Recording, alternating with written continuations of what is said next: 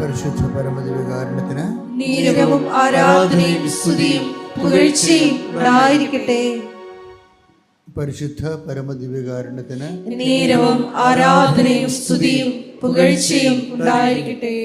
ഓരോ ധ്യാനവും നമ്മുടെ ദൈവാനുഭവത്തിൻ്റെ ലെവല് വർദ്ധിക്കുന്നതിന് വേണ്ടി വേണം എൻ്റെ സഹോദരങ്ങൾ ആ ധ്യാനത്തെ സമീപിക്കാൻ. ഓരോ ധ്യാനവും ഉടമ്പടി പുതിയ കാലത്തെ ഒരു ദൈവിക പ്രാർത്ഥനാ പദ്ധതിയാണ്.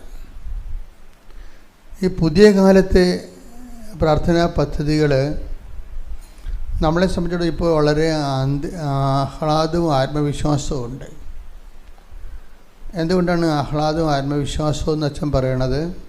ജീവിതത്തിൻ്റെ മൽപ്പിടുത്തങ്ങളിൽ വിവിധ മേഖലയിൽ വിവിധ തരത്തിലുള്ള മൽപ്പിടുത്തങ്ങളല്ലേ നമുക്കുണ്ടത്. അങ്ങനെ എല്ലാ തരങ്ങളിലും എല്ലാ മേഖലകളിലും ജീവിതവുമായിട്ട് ഏറ്റുമുട്ടുന്നവർക്ക്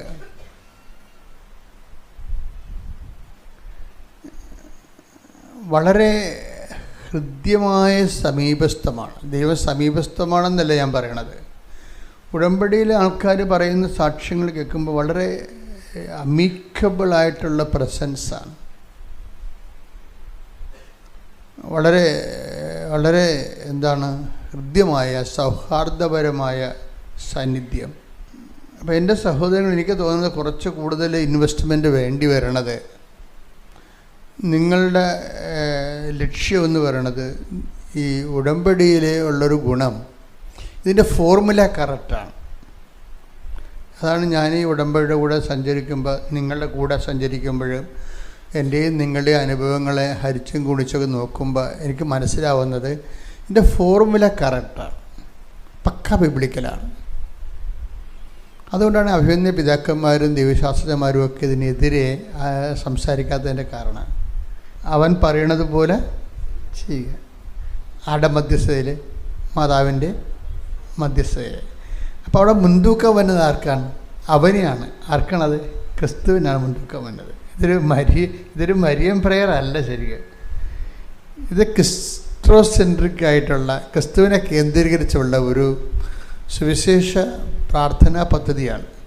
എനിക്ക് തോന്നിയിട്ടുള്ള ഒരു ബുദ്ധിമുട്ട്, നമ്മുടെ സഹോദരങ്ങൾ പലപ്പോഴും ഒരു മെറ്റീരിയൽ ഓറിയൻറ്റഡ് ആയിട്ട് ഇതിനെ സമീപിക്കുന്നുണ്ട്. മെറ്റീരിയൽ എന്ന് പറയുമ്പോൾ എന്താണ്? നമുക്ക് ഒരു പ്രയാസം ഉണ്ടായ ജീവിതത്തിൽ, ജോലി അല്ലെങ്കിൽ മക്കളെക്കുറിച്ചുള്ള ആകുലതകൾ, അപ്പോൾ അതിലേക്ക് ഇതിനെ ട്യൂൺ ചെയ്ത് വെക്കും. അപ്പോൾ അവിടെ വരുന്നൊരു പ്രശ്നം വെച്ച് കഴിഞ്ഞാൽ അതിനേക്കാളും ഔട്ട്പുട്ടുള്ളതാണ്. പക്ഷെ നമ്മളുള്ള പ്രശ്നം വെച്ചാൽ ദൈവത്തെ ചെറുതാക്കുന്നുണ്ടോ എന്ന് എനിക്കൊരു സംശയമുണ്ട്. നമ്മൾ ഉടമ്പടിയിലൂടെ നമ്മുടെ സമീപനം ഇത്തിരി വൈകല്യമായത് കാരണം ദൈവത്തെയോ ചെറുതാക്കുന്നുണ്ട്. എന്ന് വെച്ചാൽ എന്താ?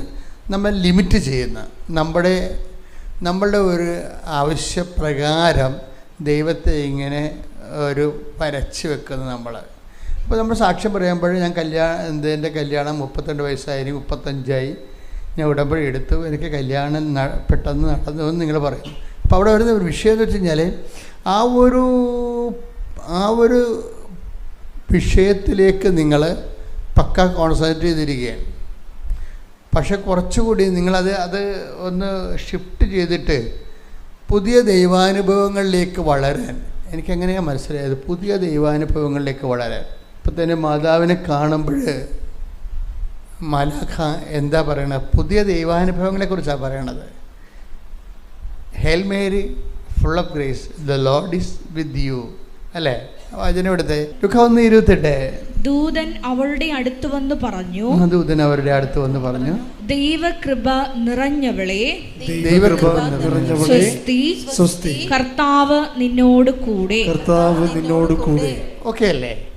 അതായത് ഇവിടെ വരുന്ന വിഷയം വെച്ച് കഴിഞ്ഞാൽ കർത്താവ് നിന്നോട് കൂടെ എന്ന് വെച്ച് കഴിഞ്ഞാൽ പ്രസൻസ് ഓഫ് ഗോഡാണ് അവിടെ ഉദ്ദേശിക്കുന്നത്, ദൈവത്തിൻ്റെ സാന്നിധ്യം. കർത്താവ് നിൻ്റെ കൂടെയുള്ള കർത്താവിനെ നിനക്ക് അനുഭവിക്കാൻ കഴിയും. എന്ത് കാരണമെന്നാണ്? നിനക്ക് ദൈവകൃപ നിറഞ്ഞത് കൊണ്ട്. അതാണ് വിഷയം. അപ്പോൾ നമ്മുടെ ഒരു ചാലഞ്ച് വരണത് സിമ്പിൾ ചാലഞ്ചാണ്. നമ്മളിതുപോലെ ദൈവകൃപ നിറയുകയാണെങ്കിൽ നമ്മൾക്ക് ദൈവത്തിൻ്റെ പ്രസൻസ് ഫീൽ ചെയ്യാൻ പറ്റും. വളരെ സിമ്പിൾ ലോജിക്കല്ലേ? സിമ്പിൾ ലോജിക്കാണ്. എന്ന് വെച്ച് കഴിഞ്ഞാൽ ദൈവകൃപ നിറഞ്ഞവളെ സ്വസ്തി, കർത്താവ് നിന്നോടുകൂടെ. അപ്പോൾ അത് വളരെ സ്കാൻ ചെയ്ത് മനസ്സിലാക്കിയാൽ നമുക്ക് മനസ്സിലാവുന്നത് എന്താണ്? നമ്മളും അമ്മയെപ്പോലെ കൃപ നിറയുകയാണെങ്കിൽ, അപ്പോൾ നിങ്ങളോർക്ക് വെച്ചാൽ കൃപ നിറയാൻ വലിയ പാടാണ്. വളരെ സിമ്പിളാണ്. കൃപ നിറയാൻ കുറച്ച് കാര്യങ്ങൾ ശ്രദ്ധിച്ചാൽ മതി. ഈ ഹൃദയത്തെ ഒന്ന് ടാർഗറ്റ് ചെയ്താൽ നമ്മൾക്ക് നമ്മുടെ ഹൃദയം അല്ലാതെ നമ്മുടെ മൊത്തം ലൈഫ് അല്ലെങ്കിൽ മൊത്തം കാര്യവിചാരിപ്പുകൾ ഒന്നും നമ്മളിങ്ങനെ മൊത്തമായിട്ട് ഇങ്ങനെ ബൾക്കായിട്ട് ഇങ്ങനെ നമ്മൾ കോൺസെൻട്രേറ്റ് ചെയ്യേണ്ട കാര്യമില്ല. ദൈവകൃപ നിറയണമെങ്കിൽ ഒരു ഫാക്കൽറ്റി മാത്രം നമ്മൾ കോൺസെൻട്രേറ്റ് ചെയ്താൽ മതി. അതേത് ഫാക്കൽറ്റിയാണ്? ഹാർട്ടാണ്. ഹാർട്ടെന്ന് പറയുമ്പോൾ ബയോളജിക്കൽ ഹാർട്ടല്ല. ബയോളജിക്കൽ ഹാർട്ടെന്ന് പറയുമ്പോൾ നിങ്ങൾ ബയോളജി പഠിക്കുന്ന ഹാർട്ടില്ലേ, അതൊരു മോട്ടറാണ്. നമ്മുടെ ഇവിടെ ഇരിക്കണ മോട്ടർ അതിങ്ങനെ പമ്പ് ചെയ്തുകൊണ്ടിരിക്കും അല്ലേ? അത് ഭയങ്കര അത്ഭുതമാണ് ശരിക്കും പറഞ്ഞാൽ. ഒരു കറണ്ടിലാണ് എത്രയോ വോൾട്ട് കറണ്ടിലാണ് ഹൃദയം പമ്പ് ചെയ്യണത്. അപ്പോൾ ഈ പമ്പിങ് നിൽക്കുന്ന സ്ഥലത്ത് വെച്ച് ബ്ലഡ് സർക്കുലേഷൻ നിൽക്കുകയാണ്. അപ്പോൾ ബയോളജിക്കലായിട്ട് വരുമ്പോൾ അതിൻ്റെ അതൊരു മോട്ടറാണ്. ശരീരത്തിൻ്റെ എല്ലാ സ്ഥലങ്ങളിലേക്കും നമ്മൾ ഈ ബ്ലഡ് എത്തിക്കാൻ വേണ്ടി എത്തിക്കാൻ പറ്റാത്തപ്പോഴാണല്ലേ പ്രഷർ വരണത് അല്ലേ? ശരീരത്തിൻ്റെ എല്ലാ സ്ഥലങ്ങളിലേക്കും ബ്ലഡ് എത്തിക്കാൻ പറ്റാതെ വരുമ്പോഴാണ് ചില ആൾക്കാരുടെ കാലൊക്കെ ഇരിക്കണേണ്ടല്ലേ, കറുത്ത് ചൊറിഞ്ഞൊക്കെ ഇരിക്കും. കാര്യം അവിടെ വന്നിട്ട് തിരിച്ച് പോകണില്ല ബ്ലഡ് മേലോട്ട്. അപ്പം അത് ഒരു മോട്ടോർ പമ്പിങ് ആണ് സംഭവം. അപ്പോൾ അതുകൊണ്ട് വൈദ്യശാസ്ത്രത്തിന് അതിൻ്റെ കുറേ പ്രൊസീജിയേഴ്സുണ്ട്. ബൈബിള് ഇങ്ങനൊരു മോട്ടറായിട്ടുള്ള ഹൃദയത്തെ അല്ല ഉദ്ദേശിക്കുന്നത്. ബൈബിൾ ഉദ്ദേശിക്കുന്നത് ഒരു ഇമോഷണലായിട്ടും അതുപോലെ തന്നെ ഭക്തിപരമായിട്ടും ദൈവത്തിൻ്റെ സ്നേഹപരമായിട്ടും തിന്മയുടെ ഇരിപ്പിടമായിട്ടും ഇങ്ങനെ രണ്ടുമുണ്ട്. ജെറമിയ 17:9 ഹൃദയം മറ്റെന്തിനേക്കാളും കാപട്യമുള്ളതാണ്, ശോചനീയമാം വിധം ദുഷിച്ചതുമാണ്. ഹൃദയത്തിൻ്റെ ഒരു പ്രശ്നം വെച്ച് കഴിഞ്ഞാൽ ഹൃദയത്തിന് ഈ ബ്ലാക്ക് ആൻഡ് വൈറ്റ് ഉണ്ട്. നമ്മൾ നല്ല സ്പിരിച്വൽ എൻജിനീയറിങ് വരുമ്പോൾ, ആധ്യാത്മികമായ ഒരു എൻജിനീയറിങ് വരുമ്പോൾ നമ്മൾ നോക്കുന്നത് ഹൃദയത്തിൻ്റെ ഈ വൈറ്റ്നെസ് കൂട്ടിയെടുക്കാനാണ് നമ്മൾ നോക്കുന്നത്. ഞാൻ നിങ്ങളെയൊക്കെ ട്രെയിൻ ചെയ്യുന്നത് അങ്ങനെയാണ് പലപ്പോഴും. അതായത് നമ്മളിപ്പോൾ നിങ്ങൾ കാത്തലിക്സ് കുമ്പസാരിക്കുമല്ലോ. ഇപ്പോൾ കുമ്പസാരിക്കുമ്പോൾ ഞാനും കുമ്പസാര ഗുരുവാണ്. അപ്പോൾ ഞാൻ കുമ്പസാരിപ്പിക്കുമ്പോൾ ആൾക്കാരെ ഇങ്ങനെ പാപങ്ങളെക്കുറിച്ച് പറയും. അപ്പോൾ ഞാൻ എന്ത് ചെയ്യണത്, ഇതിൻ്റെ സോഴ്സ് എവിടെയാണ് നോക്കും. ആദ്യം സോഴ്സ് ബ്ലോക്ക് ചെയ്യാൻ പറ്റുമോ എന്ന് നോക്കും. കാരണം ഹൃദയം എല്ലാത്തിനേക്കാളും കൗടില്യമുള്ളതാണ്. അപ്പോൾ സോഴ്സ് അതാണ് അതിൻ്റെ ഇരുന്നത്. അപ്പോൾ ഞാനെപ്പോഴും ചെയ്യണമെന്ന് വെച്ച് കഴിഞ്ഞാൽ ഇവർ കമ്മിറ്റഡ് ആയിട്ടുള്ള കാര്യങ്ങളാണല്ലോ പറയണത്. അപ്പം ഞാനതിനെ അഡ്രസ്സ് ചെയ്യത്തില്ല. പലപ്പോഴും പാപത്തിനെ ഡയറക്റ്റ് അഡ്രസ്സ് ചെയ്യത്തില്ല. അതിൻ്റെ കാരണം വെച്ചാൽ പനിയെന്ന് പറഞ്ഞത് എന്താ ഒരു രോഗമല്ലല്ലോ അല്ലേ?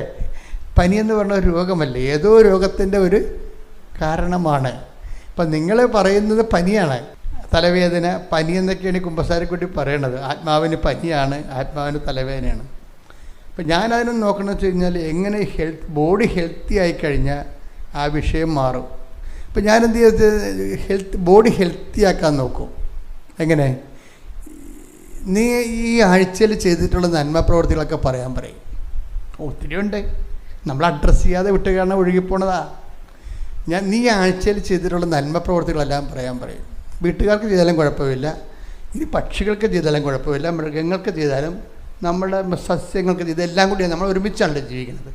അപ്പോൾ എപ്പോഴും നമ്മൾ ആ ഒരു ബോധം ഉണ്ടാക്കണം. ദൈവം സൃഷ്ടിച്ചപ്പോൾ ആദ്യം ഇവരെല്ലാം സൃഷ്ടിച്ച് കഴിഞ്ഞിട്ടാണ് നമ്മളെ സൃഷ്ടിച്ചിരിക്കുന്നത്. നമുക്ക് വേണ്ടിയാണെന്ന് പറഞ്ഞിട്ട് അങ്ങനെ അമിതമായ ചൂഷണമൊന്നും നടക്കത്തില്ല. നമുക്ക് സർവൈവ് ചെയ്യാൻ പറ്റത്തില്ല, നല്ല പ്രശ്നം. പിന്നെ സർവൈവ് ചെയ്യാൻ പറ്റത്തില്ല. എവിടെയോ ഒരു മിസ്റ്റേക്ക് ഉള്ളതുകൊണ്ടല്ലോ ഇപ്പോൾ സ്പെയിനിലും അയർലൻഡിലുമൊക്കെ ആൾക്കാർ ആകാശത്തേക്ക് മഴ പെയ്യിക്കണം.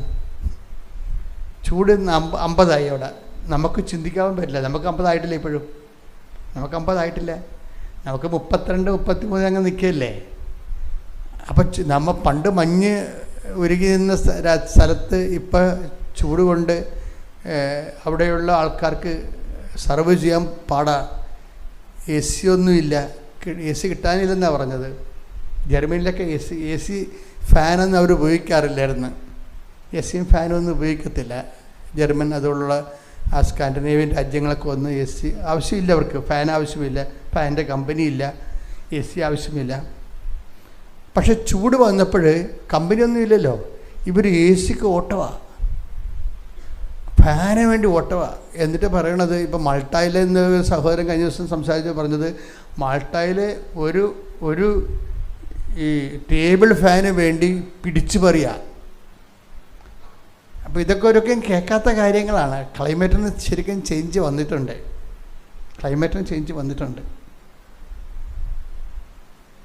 അപ്പോൾ ഞാനിത് പറഞ്ഞു വരുന്നതെന്ന് ചോദിച്ചു കഴിഞ്ഞാൽ, ഇതുപോലെ ഒരു ഹൃദയം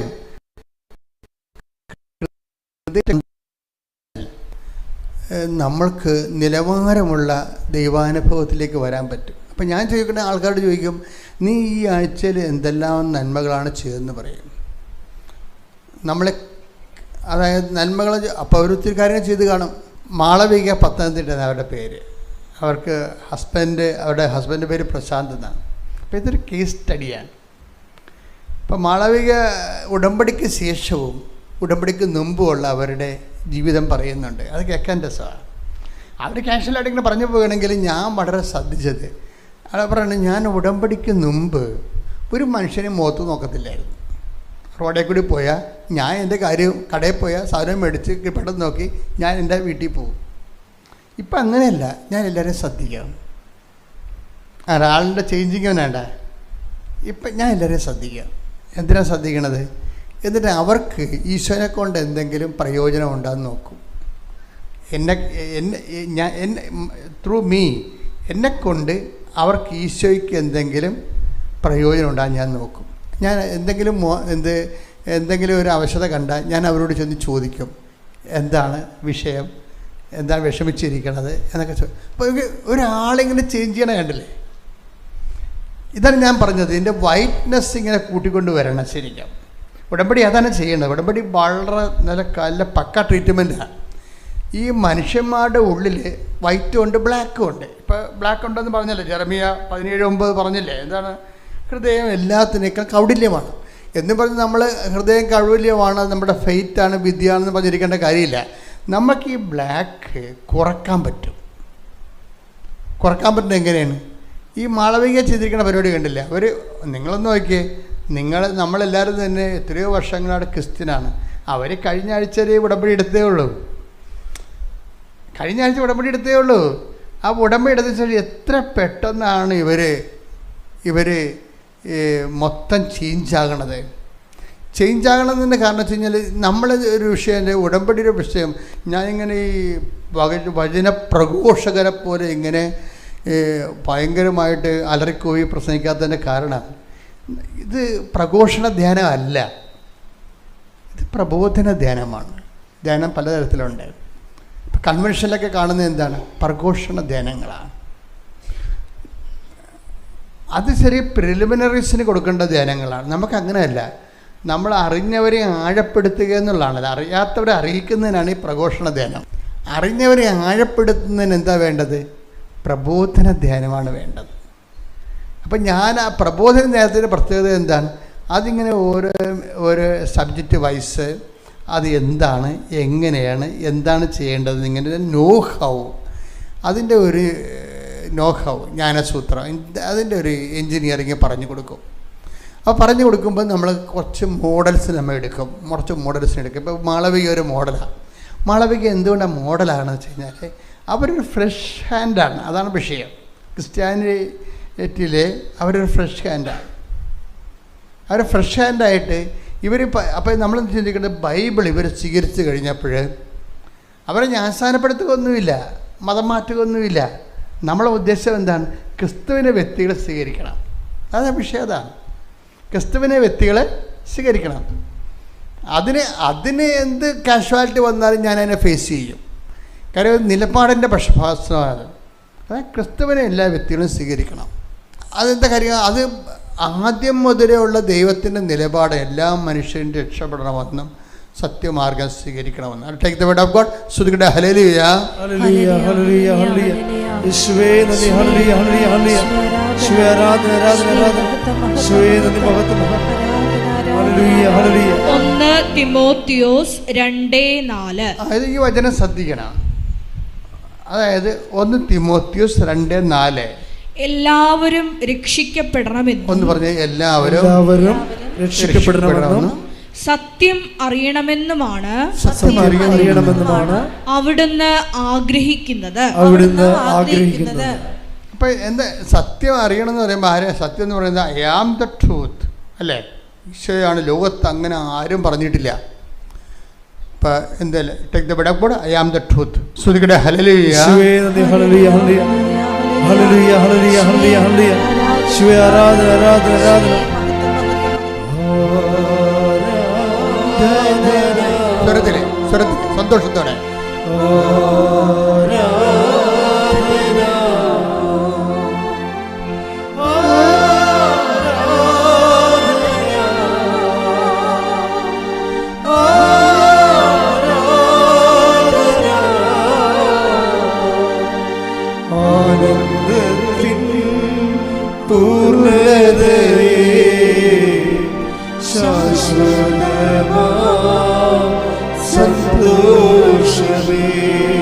ആനന്ദത്തിൻ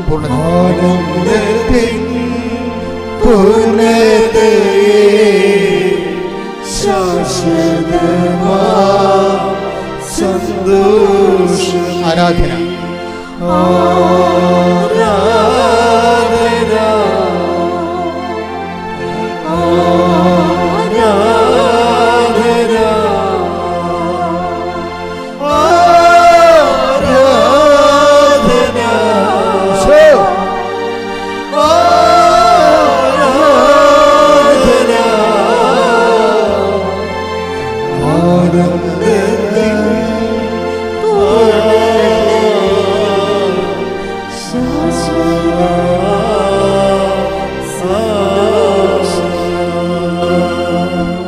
യോഹന്നാൻ 14:6. ഈ വചനം വളരെ മനസ്സിൽ സൂക്ഷിക്കണം. എന്താണ് യോഹന്നാൻ 14:6?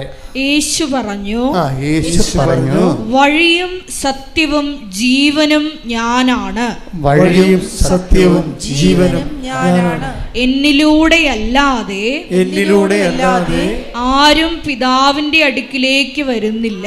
ആരും പിതാവിന്റെ ഹല്ലേലൂയ, ഹല്ലേലൂയ, ഹല്ലേലൂയ,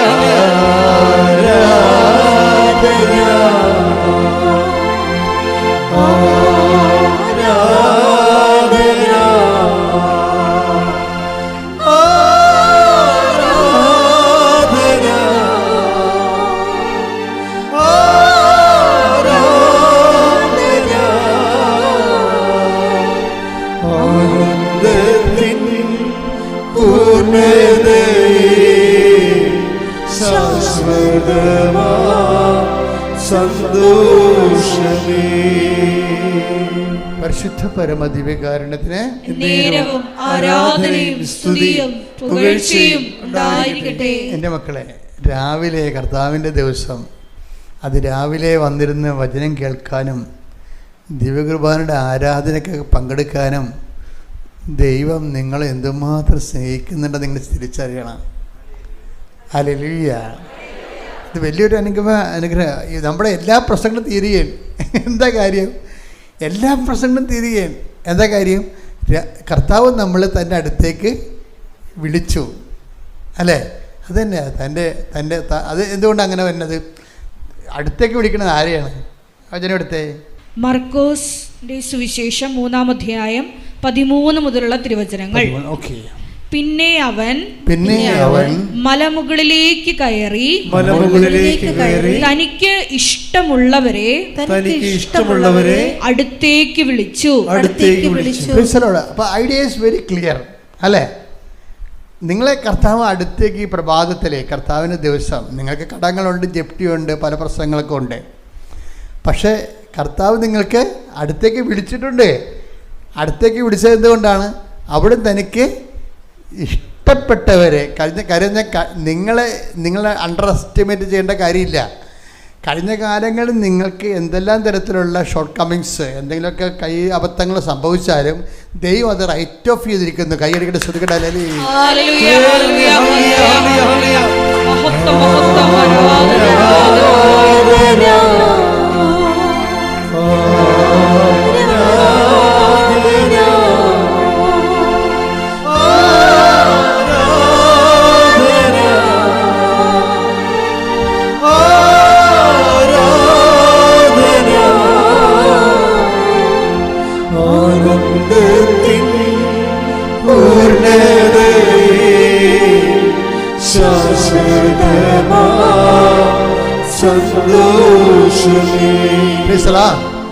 അപ്പം കഴിഞ്ഞ കാലങ്ങളിൽ എന്തെങ്കിലും ഷോർട്ട് കമ്മിങ്സ്, എന്തെങ്കിലും കൈബദ്ധങ്ങൾ, പാപകരമായ സാഹചര്യം ഉണ്ടെങ്കിൽ നിങ്ങൾ ഓർക്കുക. എന്താ കാര്യം? ഡിവേർഡ് ഓഫ് ദാറ്റ് ഫാക്ട്, ആ വിഷയത്തിനേക്കാൾ ഉപരി ദൈവം നിങ്ങളെ ഇഷ്ടപ്പെടുന്നു. അതുകൊണ്ടാണ് നിങ്ങളെ അടുത്തേക്ക് വിളിച്ചിരിക്കുന്നത്. അടുത്തേക്ക് വിളിച്ചതിന് അർത്ഥം എന്താണ്? കഴിഞ്ഞ കാല പാപങ്ങളെ ദൈവം റൈറ്റ് ഓഫ് ചെയ്തു എന്നതിന് അർത്ഥം എന്താണ്? എഴുതി തള്ളിയെന്ന്. കൈയടിച്ച് ശ്രദ്ധിക്കട്ടെ. ഹല്ലേലൂയ.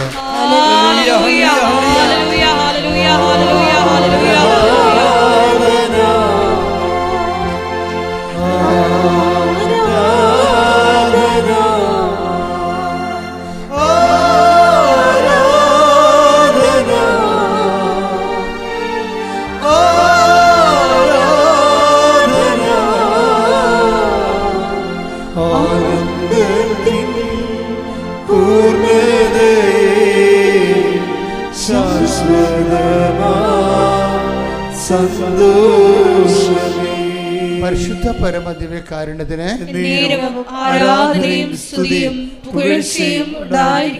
കർത്താവിനെ ആരാധിക്കാനും കർത്താവിൻ്റെ വചനങ്ങൾ കേൾക്കാനും അതിരാവിലെ, നിങ്ങൾ തന്നെ വെളുപ്പിന് 3 മണിക്ക് എഴുന്നേറ്റ് പോകുന്നവരുണ്ട് വീട്ടിൽ നിന്ന്, അല്ലേ? അത് രാവിലെ വെളുപ്പിന് എഴുന്നേറ്റ് പോരുക. അത് ഒരു വലിയൊരു അഭിഷേക തലമാണ്. കാരണം നിങ്ങൾക്ക് എന്തെല്ലാം തടസ്സമുണ്ടെങ്കിലും കർത്താവ് നിങ്ങളെ കൈക്ക് പിടിച്ച് ഇവിടെ കൊണ്ടുവന്നു. നിങ്ങളുടെ കണ്ണീരിൻ്റെ കാലത്ത് നിങ്ങളുടെ കൈക്ക് പിടിച്ചിരിക്കുന്ന കർത്താവാണ്. കൈയടിച്ച് ശ്രദ്ധിക്കട്ടെ. ഹല്ലേലൂയ.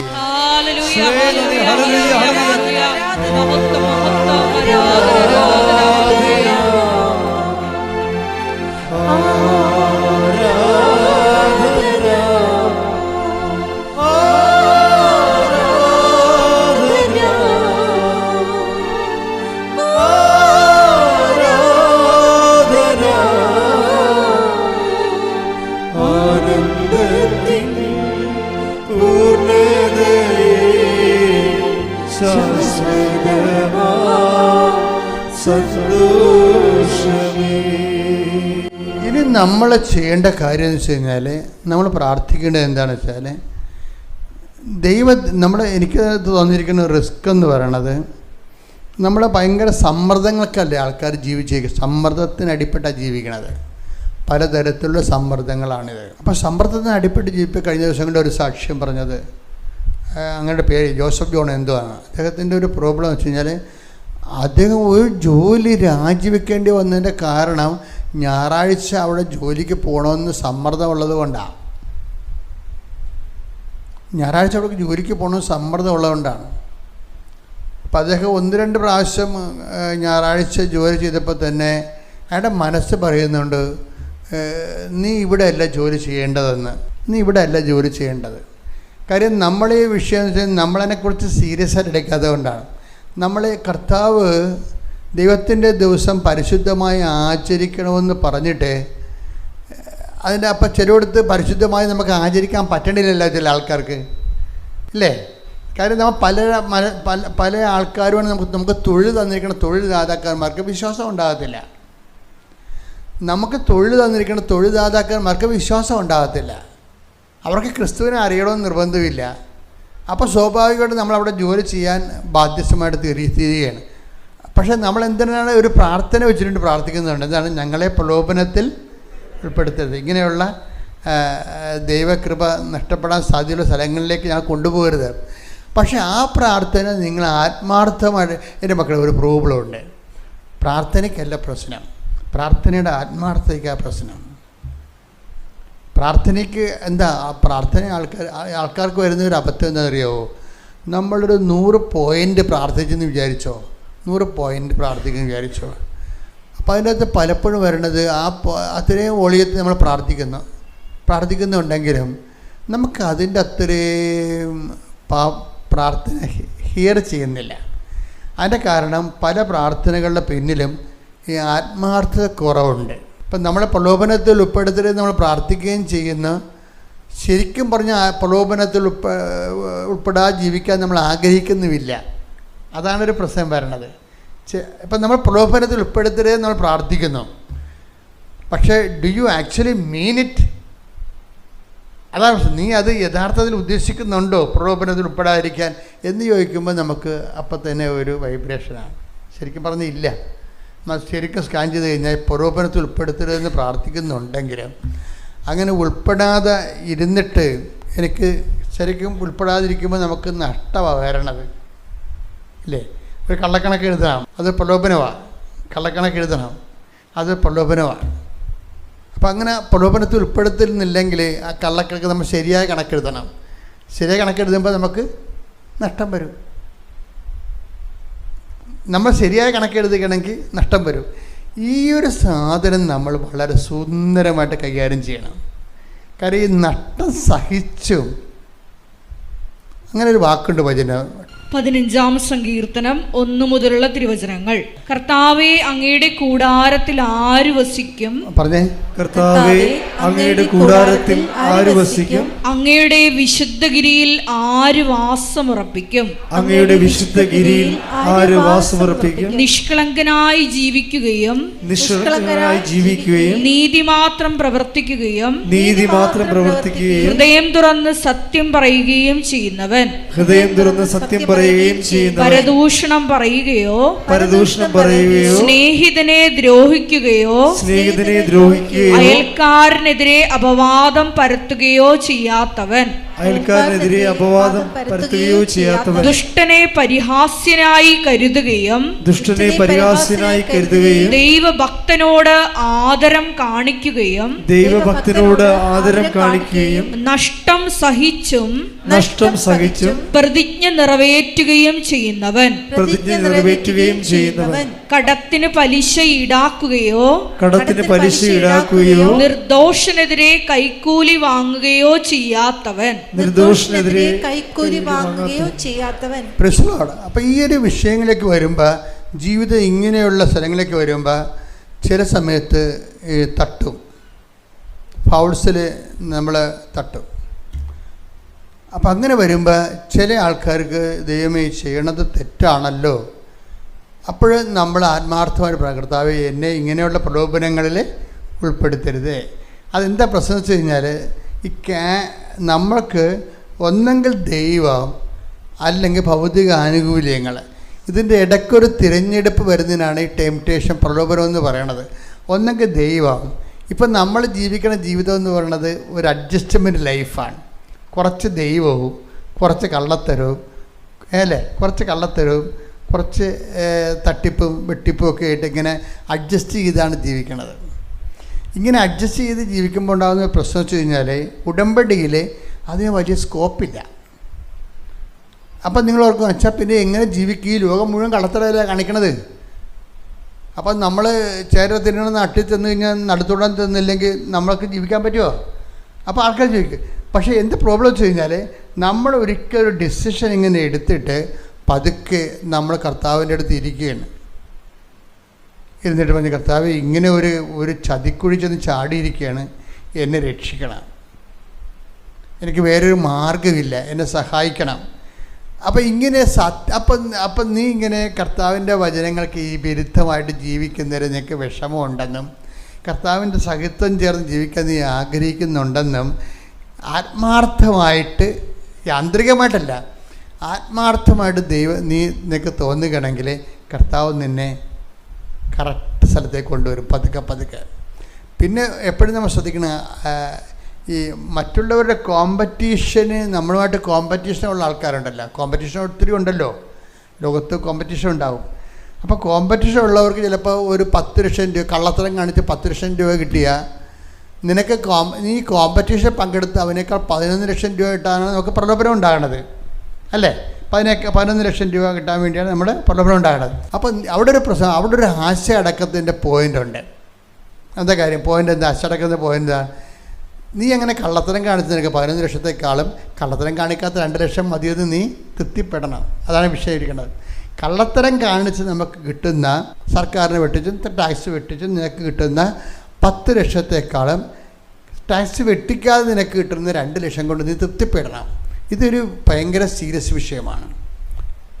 ഇവിടെയാണ് ഒരു ക്രിസ്ത്യനാകുന്ന ചാലഞ്ച് വരണതിൻ്റെ കാര്യം അതാണ്. വേറെ ആർക്കും ഈ നിയമങ്ങളൊന്നുമില്ലല്ലോ, ആർക്കും നിയമമില്ല, അവർക്ക് ഇഷ്ടമുള്ള പോലെ ചെയ്യാം. ക്രിസ്ത്യന് പറ്റത്തില്ല. എന്താ കാരണം വെച്ച് കഴിഞ്ഞാൽ അവനൊരു വിഷയം ഉണ്ടാകുന്നത്, ഇപ്പോഴത്തെ ഞാൻ തന്നെ 2004 ഡിസംബർ 7-ാം തീയതി ഇവിടെ ഇതുപോലെ ഈശോ ഉള്ളപ്പോൾ ആണ് അമ്മ ഇവിടെ പ്രത്യക്ഷപ്പെട്ടത്. ഇത് 10 കൊല്ലത്തോളം ഞാനിത് അനങ്ങാതെ നടന്നു. എന്ത് ചെയ്യണമെന്ന് അറിയാൻ പാടില്ലാതെ ഈ മാതാവ് പ്രത്യക്ഷപ്പെട്ടെന്നൊക്കെ പറഞ്ഞു കഴിഞ്ഞാൽ, പണ്ട് കേരളത്തിലൊരു ബിഷപ്പിൻ്റെ അടുത്ത്, ഒരു പ്രായമായ ബിഷപ്പിൻ്റെ അടുത്ത് ഇവിടുത്തെ നമ്മുടെ കുറച്ച് സഹോദരങ്ങൾ, തങ്കച്ചായനും സണ്ണിയൊക്കെ ഉൾപ്പെടെ സഹോദരങ്ങൾ ബിഷപ്പിനെ ജവമാല റാലിക്ക് വിളിക്കാൻ ചെന്ന് പ്രായമായ ബിഷപ്പാണ്. അപ്പോൾ ചെന്നപ്പോൾ ഞങ്ങൾ ഈ മാതാവിൻ്റെ പ്രത്യക്ഷീകരണത്തോട് ബന്ധപ്പെട്ടിട്ടാണ് ഇങ്ങനെ ഈ റാലി ആരംഭിച്ചതെന്നൊക്കെ പറഞ്ഞു. അപ്പോൾ പിതാവ് ചോദിച്ച് ആർക്ക് പ്രത്യക്ഷപ്പെട്ടു? അത് ജോസഫത്തിന് പ്രത്യക്ഷപ്പെട്ടു. അപ്പോൾ ഉടനെ ബിഷപ്പ് ചോദിക്കണേ, ഇക്കാലത്ത് അങ്ങനെയൊക്കെ പറഞ്ഞ് ആരെങ്കിലും വിശ്വസിക്കുമെന്ന്. First response അതായിരുന്നേ. ആ പിതാവിന് അങ്ങനെ പറഞ്ഞൊരു കാര്യമില്ല, എനിക്കും അങ്ങനെ തോന്നിയത്. ഞാനിത് ജനങ്ങളോട് പറഞ്ഞാൽ ജനങ്ങളിത് വല്ല എന്തോ തരികിട ആളെ കൂട്ടാൻ വേണ്ടിയുള്ള എന്തോ തരികിട പരിപാടിയായിരിക്കും എന്ന് അതിനെ സഭയെന്നെ വെറുതെ വിടുക. കാര്യം ഇങ്ങനെ ആളെ കൂട്ടിക്കഴിഞ്ഞാൽ ഉള്ള പ്രശ്നം എന്താണ്? സഭയാണ് ഒന്നിൻ്റെ ഉത്തരവാദിത്വം, ഞാനല്ലല്ലോ. ഞാൻ സഭയിലൊരു എളിയ ശുശ്രൂഷകൻ മാത്രമല്ലേ. അപ്പോൾ കാത്തലിക് ചർച്ച് എന്ന് പറഞ്ഞാൽ വേൾഡ് വൈഡായിട്ടുള്ള കൃത്യമായിട്ട് കനലോയും മൊറ തിയോളജിയും ഒക്കെ ആയിട്ട് ബേസ്മെൻ്റ് ഉള്ള, വളരെ ചോദിക്കാനും പറയാനും തിരക്കാനും അന്വേഷിക്കാനും പഠിക്കാനും വിശദീകരിക്കാനും കൃത്യമായിട്ട് ആൾക്കാരെ നയിക്കാൻ വേണ്ടി ഉത്തരവാദിത്തമുള്ള ഒരു സഭയാണിത്. അപ്പോൾ ഇങ്ങനെ ഓരോരുത്തർക്കും അത് പ്രത്യക്ഷപ്പെട്ട് ഇത് പ്രത്യക്ഷപ്പെടുന്നു പറഞ്ഞാൽ അവർ ആളൊക്കെ അനുസരിച്ച് ചെയ്ത് കളയുള്ളൂ, സസ്പെൻഡ് ചെയ്ത് കളയും, വേറെ പ്രശ്നമൊന്നുമില്ല. അതെനിക്കറിയാവുന്നതുകൊണ്ട് ഞാൻ നൂറ്റട നിന്ന് 10 കൊല്ലം പ്രാർത്ഥിച്ച്, അഖണ്ഡ ജപമാല ചൊല്ലി പ്രാർത്ഥിച്ച്, അഖണ്ഡ ജപമാല. പക്ഷേ എനിക്കറിയത്തില്ല. ഞാൻ അമ്മയോട് പറയും, അമ്മേ ഇത് ഞാൻ ജനങ്ങളോട് പറഞ്ഞ കാര്യം, ഞാൻ മാത്രമേ കണ്ടുള്ളൂ മാതാവിനെ, വേറെ ആരും കണ്ടില്ല.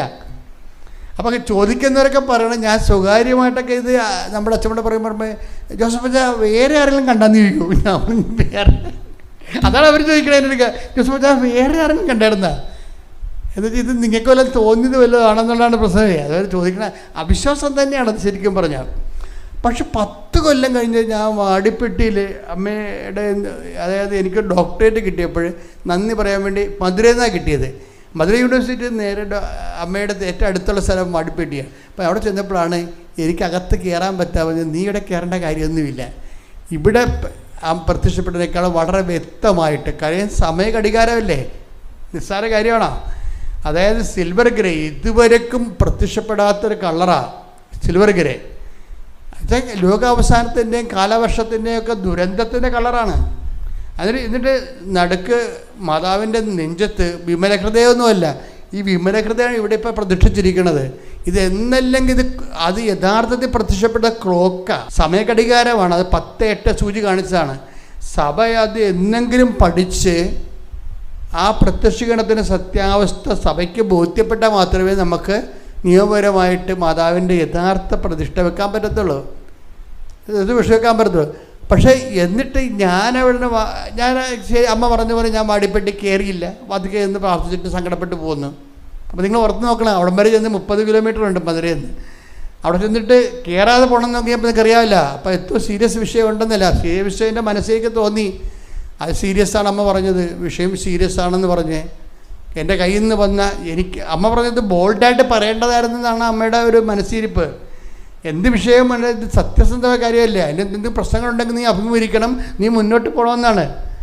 അതാണ് നമ്മുടെ മനസ്സിരിപ്പ്. പക്ഷെ അതുകൊണ്ടാണ് വാടിപ്പെട്ടി വന്നപ്പോൾ വളരെ കറക്റ്റ് ഡിസിപ്ലിനറി ആക്ഷൻ പോലെ എന്നെ ഗെറ്റ് ഔട്ട് അടിച്ചത്.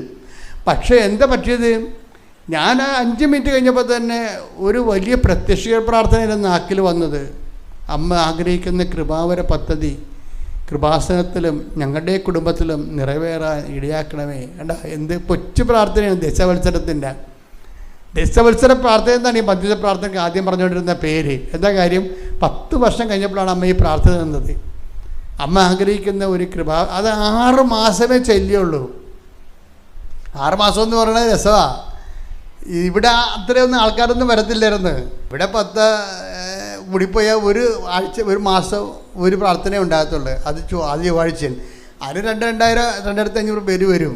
പക്ഷെ 10,000 പ്രാർത്ഥന അടിച്ചിരിക്കണത്. അപ്പം ഞാനിവിടുത്തെ ഒരു ബ്രദറിനോട് പറഞ്ഞു, നീ അവിടെ നമ്മുടെ മലയാറ്റൂർ മലയുടെ താഴെ പോയി നിൽക്കുക, എന്നിട്ട് മലയിറങ്ങി പ്രാർത്ഥിച്ച് വരുന്ന ആൾക്കാരില്ലേ അവർക്കെല്ലാം പ്രാർത്ഥിക്കണമെന്ന് പറയാൻ വേണ്ടി കൊടുക്കാൻ പറഞ്ഞു. അപ്പം അത് ഈ കൊച്ചു പ്രാർത്ഥന അവർക്കെല്ലാം കൊടുക്കും, അമ്മയെ ആഗ്രഹിക്കുന്ന കൃപാവര പദ്ധതി. അപ്പോൾ എന്തോ ഒരു മനുഷ്യർ 6 മാസം പ്രാർത്ഥിച്ചപ്പോൾ തന്നെയാണ് ഉടമ്പടി തന്നത് അമ്മ. പിന്നെ നമുക്ക് പിടിച്ച, അതായത് ഉടമ്പടി തരണേന്, ഉടമ്പടി അല്ലല്ലോ ഇവിടുത്തെ പ്രശ്നം. അതിനുശേഷം ഉടമ്പടി തരിക മാത്രമല്ല ചെയ്തത്, ആ ഉടമ്പടിയുടെ കൂടെ അവിടെ ഉടമ്പടിയെ സത്യസന്ധമായിട്ട് കാണുന്ന ആൾക്കാരുടെ കൂടെ അമ്മ പോവുകയാണ്. അതാണ് ഇപ്പോൾ നമ്മൾ കാണുന്നത്. കഴിഞ്ഞ ദിവസങ്ങളിൽ വേറൊരു സാക്ഷിയുണ്ട്, അതായത് സൂസൻ തിരുവല്ലയുടെ വിഷയം എന്ന് പറയണത്, സൂസൻ തിരുവല്ല ഗൾഫിലൊരു സ്ഥലത്ത് വർക്ക് ചെയ്ത് അവർക്ക് അവരുടെ ഭർത്താവും കുഞ്ഞുങ്ങളൊക്കെ ആയിട്ട് ആ ഒരു ശമ്പളത്തിൽ വർക്ക് ചെയ്യാൻ പറ്റണില്ല. അപ്പോൾ അവർ പെട്ടെന്ന് ഒരു സുപ്രഭാതത്തിൽ കുഞ്ഞ് കാശുരൂപം ആരോ കൊടുത്തു, അവർക്ക് കൃപാസന മാതാവിൻ്റെ കാശുരൂപം അവർക്ക് കൊടുത്തു. അപ്പോഴേ ഇവളിങ്ങനെ ഇത് ഷിഫ്റ്റ് ചെയ്യണമല്ലോ, ജോലി ഷിഫ്റ്റ് ചെയ്യണമല്ലോ എന്ന് ചിന്തിച്ചിട്ട്, ഷിഫ്റ്റ് ചെയ്യണോ, പോയാൽ ജോലി കിട്ടിയില്ലെങ്കിൽ പിന്നെ ഉള്ളത് കൂടി പോകില്ല, വെള്ളത്തിലാകും, എല്ലാം പട്ടിണിയാകുമല്ലോ. അപ്പോൾ അവർക്ക് തീരുമാനം എടുക്കാൻ പറ്റണില്ല. പറ്റാത്ത സമയത്ത് ആണ് ഈ അമ്മ കയറി വരണത് ഒരു കുഞ്ഞ് കാശുരൂപമായിട്ട്. ആ കാശുരൂപം കിട്ടിക്കഴിഞ്ഞപ്പോൾ അവർക്ക് പരിശുദ്ധാത്മ അവർക്ക് കൊടുത്തത്, ഇനി നിൻ്റെ കാര്യമെല്ലാം സ്റ്റീർ ചെയ്യണത് കൃപാസന മാതാവായിരിക്കും, എപ്പോഴായാലും ഇനി അമ്മ നിൻ്റെ കൂടെ ഉണ്ടാകും. അപ്പം നീ ബോൾഡായിട്ടിരിക്കണം. ഓസ്കി പരീക്ഷയൊക്കെ ഉണ്ട്, അതൊക്കെ ശരി, പക്ഷേ നീ ബോൾഡായിട്ടിരിക്കണം. ഇവരെന്നാ ചെയ്തെന്ന് വെച്ചാൽ ഇവർ ബോൾഡായിട്ടിരിക്കണമെന്ന് ഈ ഒരു കുഞ്ഞു കാശുരൂപത്തിൽ തുടങ്ങുന്ന ജീവിതമാണ്. ഇവർ ചെയ്യണമെന്ന് വെച്ച് കഴിഞ്ഞാൽ ഇവരുടനെ വീടെല്ലാം അടിച്ചു വാരി. അതാണ് വിഷയം. അതാണ് ഈ ആൾക്കാർ വിഷയത്തെ സമീപിക്കുന്ന രീതികൾ ഭയങ്കര വ്യത്യാസമാണ്. അവരാദ്യം ചെയ്തത് വീടെല്ലാം അടിച്ചു വാരി പൊടിയും അഴുക്കും എല്ലാം കളഞ്ഞ് എല്ലാം വൃത്തിയാക്കി ഓർഡർ. കാര്യം അമ്മ ഈ വീട്ടിൽ വരണമുള്ളതാണ്. പിന്നെ ലൈഫ് മാറുകയാണ്. അതാണ് വിഷയം. ഇപ്പം അതായത് നമ്മൾ ചില ആൾക്കാർ ഉടമ്പടി എന്ന് പറഞ്ഞാൽ അത് വളരെ സത്യസന്ധമായിട്ട് ഫിസിക്കലായിട്ടാണ് അവരെടുക്കുന്നത്, സ്പിരിച്വലായിട്ടല്ല. ചില ആൾക്കാർ സ്പിരിച്വലായിട്ടാണ് എടുക്കുന്നത്. കുറച്ച് നിയോഗങ്ങൾ കൊണ്ടുപോയി വെച്ച് തിരി കൊണ്ടുപോയി വീട്ടിൽ വെത്തി അത്യാവശ്യമുള്ളപ്പോൾ പ്രാർത്ഥിക്കും, അത് സ്പിരിച്വലാണ്. ചില ആൾക്കാർ ഫിസിക്കൽ കവനൻ്റാണ് എടുക്കുന്നത്. ഫിസിക്കൽ കവനൻ്റ് എന്ന് പറഞ്ഞാൽ അവർ ഈ വിഷയത്തെ മുഴുവൻ ടേക്കപ്പ് ചെയ്തിട്ട് ഡയറക്റ്റ് പരിശുദ്ധമ്മ വരുന്നത് പോലെ തന്നെ ലൈഫ് മൊത്തം അവർ വിശുദ്ധീകരിക്കും. എന്നിട്ട് ഇവരിതിന് വേണ്ടി ഇൻവെസ്റ്റ് ചെയ്യും. അങ്ങനെ വന്നപ്പോൾ അവർ ഓൺലൈൻ ഉടമ്പടി എടുത്തു.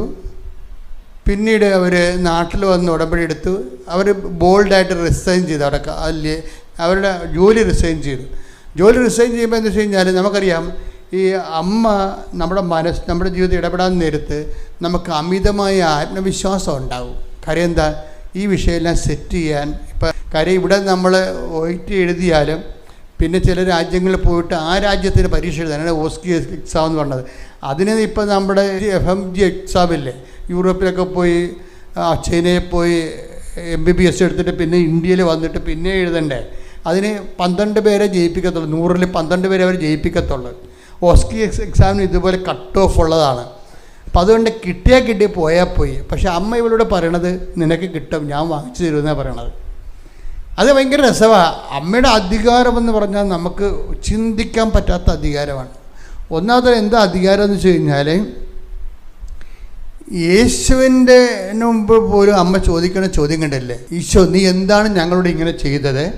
അങ്ങനെ ആർക്ക് ചോദിക്കാൻ പറ്റും? അതാണ് വിഷയം. ഈശോ നീ എന്താ ഞങ്ങളോട് ഇങ്ങനെ ചെയ്തത്? നീയും ഞാനും നിൻ്റെ അപ്പനും കൂടി എന്തുമാത്രം കഷ്ടപ്പെട്ടെന്നറിയോ നിന്നെ നോക്കി. ഇങ്ങനെ മുഖത്ത് നോക്കി, കർത്താവിൻ്റെ മുഖത്ത് നോക്കി പരിഭവപ്പെടാനുള്ള അധികാരം ഉണ്ട് അവർക്ക്. ആ അധികാരത്തിലാണ് അവസാനം ഈ യോഹന്നാൻ ഈശോ കുരിശിൽ കിടക്കുമ്പോൾ യോഹന്നാനോട് പറയണത്, ബിഹോൾഡ് യുവർ മദർ. ഇനി വിശ്വാസികളുടെ മുഴുവൻ അമ്മയും ശുശ്രൂഷകളുടെ മുഴുവൻ അമ്മയും അമ്മയാണ്. അത് ഐഡൻറ്റിഫൈ ചെയ്ത് കൈയേൽപ്പിക്കുക. അത് ആ ഭാഗം വേണേൽ കട്ട് ചെയ്യാമായിരുന്നു.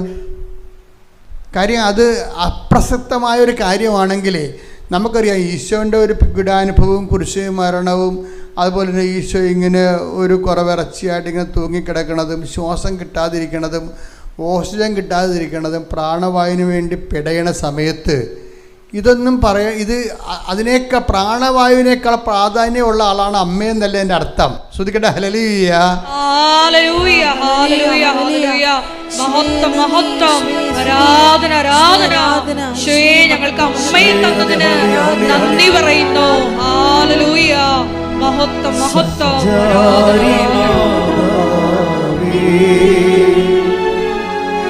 കൃപയുടെ കൂടാരമേ, വാഗ്ദാന പേടകമേ, കൃപാസനത്തിൻ്റെ അമ്മേ, സഞ്ചാരി മാതാവേ,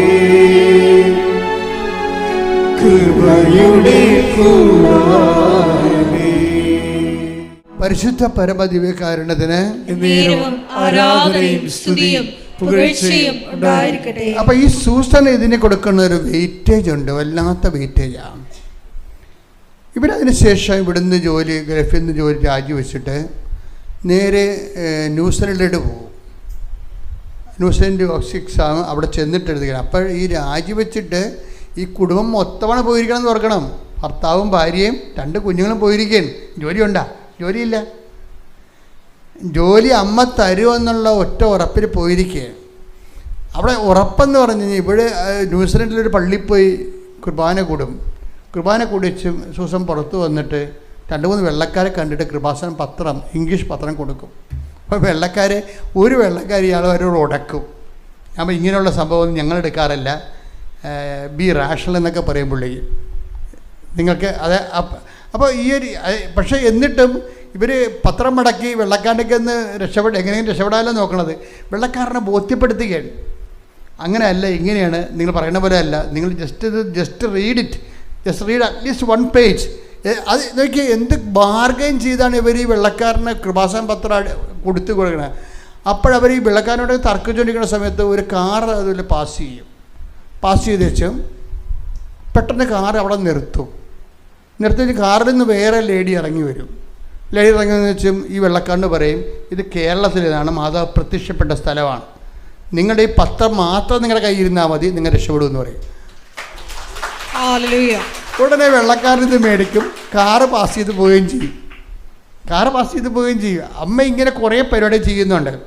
അതെന്ന് വെച്ച് കഴിഞ്ഞാൽ നമ്മൾ സത്യസന്ധരാണെന്ന് എങ്ങനെ ദൈവത്തിന്, എൻ്റെ മക്കളെ, ഞാൻ നിങ്ങളോട് വളരെ വിനയത്തോടെയും എന്നാൽ ശാസനാപൂർവവും എനിക്ക് പറയാനുള്ള ഒരു അപേക്ഷ എന്ന് പറയുന്നത്, നിങ്ങൾ ഈ വിഷയത്തിൽ കുറച്ച് സത്യസന്ധത കാണിക്കണം. സത്യസന്ധത വെച്ച് കഴിഞ്ഞാൽ ഇപ്പോൾ ഇവരൊക്കെ കാണിക്കുന്നില്ലേ, ഇവർ ഫിസിക്കൽ ഉടമ്പടിക്കാരാണ്. അവരതുമായിട്ട് ഒരു യുദ്ധത്തിന് ഇറങ്ങിയ കൃപാസനം പത്രമായിട്ട് അവർ യുദ്ധത്തിന് ഇറങ്ങിയിരിക്കുകയാണ്. ആരുടെ മേലെ സാധനം പറഞ്ഞവരെ കൊടുത്തിരിക്കുക, അത് അവർ പ്രേക്ഷിത പ്രവർത്തനമാണ്. അപ്പോൾ ഓസ്കി പരീക്ഷയുടെ ദിവസമായപ്പോൾ ഇത്തിരി പേടിയുണ്ട് ഉള്ളിൽ. അപ്പോൾ കാര്യം എല്ലാം വന്ന് വാടക ഹോട്ടലിൽ താമസിക്കണില്ല, എന്ത് റിസ്ക്കാണ് എടുത്തിരിക്കണത്. അമ്മയോട് ചോദിച്ചു, അമ്മേ, ഞാനും ഭർത്താവ് കുഞ്ഞുങ്ങളും ഉണ്ട് ഇവിടെ, ഓസ്കി പരീക്ഷയ്ക്ക് പോയിട്ട് പൊട്ടിയാൽ തിരിച്ച് പോകേണ്ടി വരും കേരളത്തിലേക്ക്. പണ്ടത്തെ ജോലിയുമില്ല, ഇപ്പോഴും ജോലിയില്ല. അപ്പോൾ അമ്മ എൻ്റെ കൂടെ ഉണ്ടോ എന്ന് ചോദിക്കും. അപ്പോൾ അമ്മ പറയും, പുറത്തോട്ട് നോക്കാൻ പറയും. പുറത്തോട്ട് നോക്കുമ്പോൾ മഴവില്ലിങ്ങനെ വിരിഞ്ഞ് നിൽക്കും. അത് എന്തിന് അതായത് ഈ ഫിസിക്കൽ ഉടമ്പടിക്കാർ എപ്പോഴും ശ്രദ്ധിക്കണം. നിങ്ങളുടെ ഉടമ്പടി നിങ്ങളൊന്ന് ഷിഫ്റ്റ് ചെയ്യണം, നല്ലതാണെന്ന് എനിക്ക് തോന്നണത്. ഒരു സ്പിരിച്വൽ ഉടമ്പടി എന്ന് കറക്റ്റ് ഫിസിക്കൽ ഉടമ്പടി. കാര്യം ഇത് അമ്മ ഭയങ്കര റെസ്പോണ്ടിങ് ആണ്. നമ്മളൊന്ന് സത്യസന്ധമാണ്, ഇതിനു വേണ്ടി നമ്മൾ ജീവിക്കും, നമ്മൾ ഇതിനു വേണ്ടി ഇൻവെസ്റ്റ് ചെയ്യും, ലൈഫിൻ്റെ അകത്ത് വേണ്ടി നമ്മൾ ഇതിൻ്റെ അകത്ത് നിക്ഷേപിക്കുമെന്ന് ദൈവത്തിന് തോന്നിയാൽ എൻ്റെ മക്കളെ തിരിഞ്ഞു നോക്കേണ്ടി വരും. പോസ്റ്റ് എക്സാം കഴിഞ്ഞു, അപ്പം തന്നെ ജോലി അവൾ പാസ്സാകുകയും ചെയ്ത്, അവൾ അപ്പോയിൻമെൻ്റായി, ക്ലിയറായി. പെട്ടെന്നാണ് സംഭവം. ഉടമ്പടി ഉടനടി പരിഹാരം എന്ന് പറഞ്ഞു കഴിഞ്ഞാൽ ഉടനടി പരിഹാരമാണ്. പക്ഷേ എങ്ങനെ? സ്പിരിച്വൽ ഉടമ്പടിക്കാർക്കല്ല, ഫിസിക്കൽ ഉടമ്പടിക്കാർക്കാണ്. അത് കഴിഞ്ഞാലും മറ്റേന്ന് പറഞ്ഞാൽ നോക്കട്ടെ, ഒരു അടയാളം കാണട്ടെ, എന്നിട്ട് ഞാൻ ഇറങ്ങി പ്രവർത്തിക്കാം എന്നൊക്കെ പറഞ്ഞ് വാദപ്പനി ഉടമ്പടിക്കാരുണ്ടല്ലോ, അത് അവർക്ക് ഇത്തിരി സ്ലോ ആയിരിക്കും, പക്ഷെ നടക്കും കാര്യങ്ങൾ. പക്ഷേ ഇങ്ങനെ സ്ലോ ആകേണ്ട കാര്യമില്ല ഉടമ്പടി. അമ്മ അങ്ങനെയല്ലല്ലോ എന്നോട് പറഞ്ഞത്, ഉടനടി പരിഹാരം എന്നാണ് പറഞ്ഞത്. നിനക്കത് സത്യസന്ധമായിട്ടും നാളെ കാലങ്ങളിൽ നിനക്കത് ഗുണം ചെയ്യുമെങ്കിൽ അമ്മ ഈ അനുഗ്രഹം തരാൻ വെച്ച് താമസിപ്പിക്കത്തില്ല. പക്ഷേ ഈ സംഭവം നടക്കുന്നില്ല എന്നുണ്ടെങ്കിൽ നീ അതിൻ്റെ പുറകെ നടന്ന് നിങ്ങളപ്പോഴും നീയുടെ ഇൻറ്റൻഷൻ എന്താണെന്ന് നോക്കണം. അതിൻ്റെ പിന്നിലുള്ള എങ്ങനെയാണ് ഈ ചിന്ത വന്നത്, ആദ്യം ചിന്ത എങ്ങനെ വന്നതെന്ന് നോക്കണം. ചിന്ത വന്ന് ചിലപ്പോൾ പെശക് ചിന്തയ്ക്കും വന്നിരിക്കണം. കാര്യം ചിലപ്പോൾ കൂട്ടുകാർ രക്ഷപ്പെട്ടു പോയത് കൊണ്ടാണ്, അല്ലെങ്കിൽ മറ്റുള്ള നിനക്ക് കൂടുതൽ മെച്ചമായൊരു ജീവിതം വേണ്ടത് കൊണ്ടാണ്, അങ്ങനെ എന്തെങ്കിലും സമ്മർദ്ദം കൊണ്ടാണ് എടുത്തെന്നുണ്ടെങ്കിൽ പിന്നെ നമ്മുടെ മുമ്പിലുള്ള മാർഗമെന്ന് പറഞ്ഞത് ഇതുപോലെ ഫിസിക്കൽ ഉടമ്പടിയേ പറ്റത്തുള്ളൂ. കാര്യം ദൈവത്തിന് ഫിസിക്കൽ ഉടമ്പടി ഗുണമെന്ന് പറയുന്നത്, സ്പിരിച്വൽ ഉടമ്പടിയും ഫിസിക്കൽ ഉടമ്പടിയും തമ്മിലുള്ള വ്യത്യാസം എന്ന് പറയുന്നത്, സ്പിരിച്വൽ ഉടമ്പടി ബോധ്യങ്ങൾ കുറവായിരിക്കും ദൈവത്തിന്. മാളവിക എന്ന് പറയുന്നത്, മാളവിക പറയുന്നത് ഞാൻ ടോട്ടലായിട്ട് ലൈഫിനെ സമീപിക്കുന്ന രീതി മാറ്റിയെന്നാണ് പറയണത്. എന്താ കാര്യം? ഞാൻ അങ്ങോട്ട് ചെന്ന ആൾക്ക്, ഒരു പരിചയമില്ലാത്ത ആൾക്കാർ, എനിക്ക് പരിചയമില്ലാത്ത ആൾക്കാരുടെ മുഖത്ത് പോലും നോക്കാത്ത ഞാനാണ്.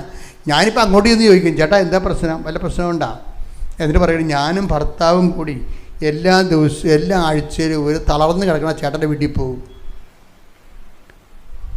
ഭർത്താവ് എന്ന് പറയുന്നത് പ്രശാന്തിൻ്റെ പ്രശ്നം എന്താണെന്നറിയോ? പ്രശാന്ത് ഇങ്ങനെ പലയിടത്തും പോയി, ആ ഫയർഫോഴ്സ്, പത്തനംതിട്ട ഫയർഫോഴ്സിലൊക്കെ പോയി അപേക്ഷ കൊടുത്തിട്ടുണ്ട്. പക്ഷേ ഫയർഫോഴ്സിൽ 4 പേരെ മതി. പ്രശാന്തിൻ്റെ റാങ്ക് 19. അപ്പോൾ ഈ ജന്മത്തിൽ സംഭവം എടുക്കത്തില്ല. അതിപ്പോൾ 6 കൊല്ലമായി ആ റാങ്ക് ലിസ്റ്റ്, 4 കൊല്ലമായി റാങ്ക് ലിസ്റ്റ് പ്രസിദ്ധീകരിച്ചിട്ട്. ഇപ്പോൾ റാങ്ക് ലിസ്റ്റ് എന്ന് പറയുമ്പോൾ കുറച്ച് കഴിയുമ്പോൾ ഈ റാങ്കിൽ അപേക്ഷാർത്ഥികളുടെ വയസ്സ് കൂടുന്നതും കൊണ്ട് ഔട്ട്പുട്ട് കുറയുമല്ല, അതുകൊണ്ട് റാങ്ക് ലിസ്റ്റ് അവർ ക്യാൻസലാക്കും. അങ്ങനെയാണ് റാങ്ക് ലിസ്റ്റ് ക്യാൻസലായി പോണത്. അപേക്ഷാർത്ഥികളുടെ വയസ്സ് ഇരുന്ന് കൂടുമല്ല, റാങ്ക് ലിസ്റ്റ് അപ്പോയിൻമെൻറ്റ് നടക്കാത്തപ്പോൾ അപേക്ഷാർത്ഥികളുടെ വയസ്സ് കൂടും. അപ്പോൾ അവരെ ടീച്ചർമാരാണെങ്കിൽ അവർക്ക് പ്രശ്നമില്ല, അവരിങ്ങനെ ട്യൂഷൻ പഠിപ്പിച്ചൊക്കെ അവരെപ്പോഴും ബ്രെയിൻ എപ്പോഴും ക്ലിയറാക്കി നിർത്തും.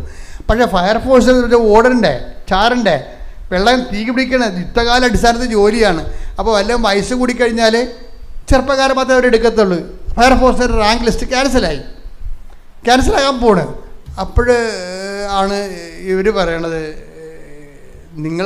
ഞാനിപ്പോൾ ഉടമ്പടി എടുത്തിട്ടുണ്ടല്ലോ, നിങ്ങൾ ഫയർഫോഴ്സിലൊന്ന് പോയി ചോദിക്കുക എന്ന് ഈ മാളവിക പറയും, പ്രശാന്തിനോട് പറയും. നമ്മളിപ്പോൾ ഉടമ്പടി എടുത്തിട്ടുണ്ടല്ലോ, അമ്മ എന്തെങ്കിലും ചെയ്യാതിരിക്കത്തില്ല, നിങ്ങൾ ഫയർഫോഴ്സിൽ ചെന്ന് ചോദിക്കുമോ? അപ്പോൾ ഫയർഫോഴ്സിൽ ചെന്ന് പ്രശാന്ത് ചോദിക്കുമ്പോൾ പ്രശാന്തിനോട് പറയും, നിങ്ങൾ അപേക്ഷ കൊടുത്തിട്ടുണ്ടോ? നിങ്ങളുടെ ലിസ്റ്റിൽ 19 ഇത്രയും ആൾക്കാരൊന്നും ഇവിടെ ആവശ്യമില്ല, ഇനി ഒഴിവുണ്ടാകുകയാണെങ്കിൽ വീണ്ടും അപേക്ഷിക്കേണ്ടി വരും, റാങ്ക് ലിസ്റ്റ് ഇപ്പോൾ ക്യാൻസലാകുമെന്ന് പറയും. അപ്പോൾ വളരെ പിള്ളേർ നിരാശപ്പെട്ട് വീട്ടിലോട്ട് വരുമ്പോൾ ഇപ്പോൾ വന്ന് മാളവിയോട് പറയും കിട്ടുക, റാങ്ക് ലിസ്റ്റ് ക്യാൻസലാകാൻ പോകണമെന്ന് പറയും. അപ്പോൾ മാളവിക പറയാം, അമ്മ ജീവിക്കാൻ മാർഗ്ഗമില്ലെന്ന് അമ്മയ്ക്കറിയാമല്ലോ. അതാണ് കറക്റ്റ് സാരം. ജീവിക്കാൻ മാർഗ്ഗമില്ലെന്ന് അമ്മയ്ക്കറിയാമല്ലോ. ഒരു സമാധാനം ഉണ്ടാക്കിയില്ലെങ്കിൽ ഞങ്ങൾ ഈ കുഞ്ഞുങ്ങളുമായിട്ട് എങ്ങനെ ജീവിക്കും? അത് ഫിസിക്കൽ ഉടമ്പടിക്ക് മാത്രമേ ഇങ്ങനെ സംസാരിക്കാൻ പറ്റത്തുള്ളൂ. അവർ ഫിസിക്കലായിട്ട് മാക്സിമം കർത്താവ് പറഞ്ഞ പോലെ, വിശിഷ്യാൻ നിങ്ങൾ എന്താണ് ചെയ്യണമെന്ന് ചോദിക്കണ പോലെ ചെയ്യാനുള്ളത് മാക്സിമം ദൈവത്തെ ഒപ്പിച്ച് ജീവിക്കുക. അപ്പോൾ അവർക്കതിൻ്റെ ഒരു ക്രെഡിബിലിറ്റി ഉണ്ട്. അതുകൊണ്ട് ആ അധികാരിയോട് അമ്മയോട് പറയും, അമ്മ ഇങ്ങനെ പോയാൽ ഇങ്ങനെ ജോലി ഇല്ലേ, എങ്ങനെ ഞാൻ ജീവിക്കും? 2 കുഞ്ഞുങ്ങളില്ലേ, ഞങ്ങൾക്ക് ജീവിക്കാൻ പറ്റാത്ത അവസ്ഥയല്ലേ, അമ്മ എന്തെങ്കിലും ചെയ്യണ്ടേ എന്ന് പറഞ്ഞ് ഇവരോട് സംസാരിക്കും. അന്ന് രാത്രി മാളവികയ്ക്കൊരു സ്വപ്നം കാണാം. എന്താ കാര്യം? 715. അപ്പോൾ മാളവിക ചേച്ചിയോട് ഒരു ചേച്ചിയാണ് ഇവളെ ഇതിലേക്ക് ആകർഷിച്ച് കൊണ്ടുപോകുന്നത്. അപ്പോൾ ചേച്ചി ഞാൻ ഇന്നലെ ഒരു സ്വപ്നം കണ്ട്, 715 കാണിക്കണത് അമ്മയെന്ന് പറഞ്ഞു. 715. അപ്പോൾ ഉടനെ ചേച്ചി പറഞ്ഞു, എടി മോളെ, അമ്മ നിൻ്റെ കണ്ണുനീര് ഏറ്റെടുത്തിട്ടുണ്ട്. അല്ലെങ്കിൽ ഒത്തിരി പേര് നമ്പർ കാണുന്നുണ്ടല്ലോ, അമ്മ ഇങ്ങനെ എഴുതി കാണിക്കും സ്വപ്നത്തിൽ. പിറ്റേ ദിവസം ഈ പത്തനംതിട്ട ഓഫീസിൽ നിന്ന് കോൾ ഫോറായി. ഇവൾ പറഞ്ഞു, ഞാൻ ഞെട്ടിപ്പോയി, ഈ അപ്പോയിൻമെൻറ്റ് പേപ്പർ കണ്ടിട്ടേ ഞാൻ ഞെട്ടിപ്പോയെന്ന്. പെട്ടെന്നാണ് സ്പീഡായത്. രാത്രി സ്വപ്നം കാണുന്ന പിറ്റേ ദിവസം അപ്പോയിൻറ്റഡ് ആകണം ഇയാൾ. അപ്പോൾ നോക്കുമ്പോൾ എന്താ സംഭവം? 715. എപ്പോഴാണ് അപ്പോയിൻ്റ് ഇരിക്കുന്നത്? ജൂലൈ 7 മാസം 15-ാം തീയതി. അതാണ് സാധനം. ഇത്രയും സ്പീഡാണ് ഈ ഫിസിക്കൽ ഉടമ്പടി, ഇത്രയും സ്പീഡാണ്. ഈ മാളവികയൊക്കെ ഏതെങ്കിലും കാലത്ത് മറക്കുക കർത്താവിനെ? മറക്കത്തില്ല. അവരുടെ കാര്യം ഈ അനുഭവങ്ങൾ അങ്ങനെ പോണത് കാര്യങ്ങൾ. നമ്മൾ ഇന്ന് വരെ ബൈബിൾ പോലും കാണാത്ത രീതിയിലുള്ള ദൈവിക ഇടപെടലാണ്. പ്രസൻസ്. ഇത് പ്രസൻസ് എന്ന് പറയും. ഇതെന്താ പ്രശ്നം വെച്ച് കഴിഞ്ഞാൽ പണ്ട് മുതൽ ഈ പ്രസൻസ് ഉള്ളതാണേ.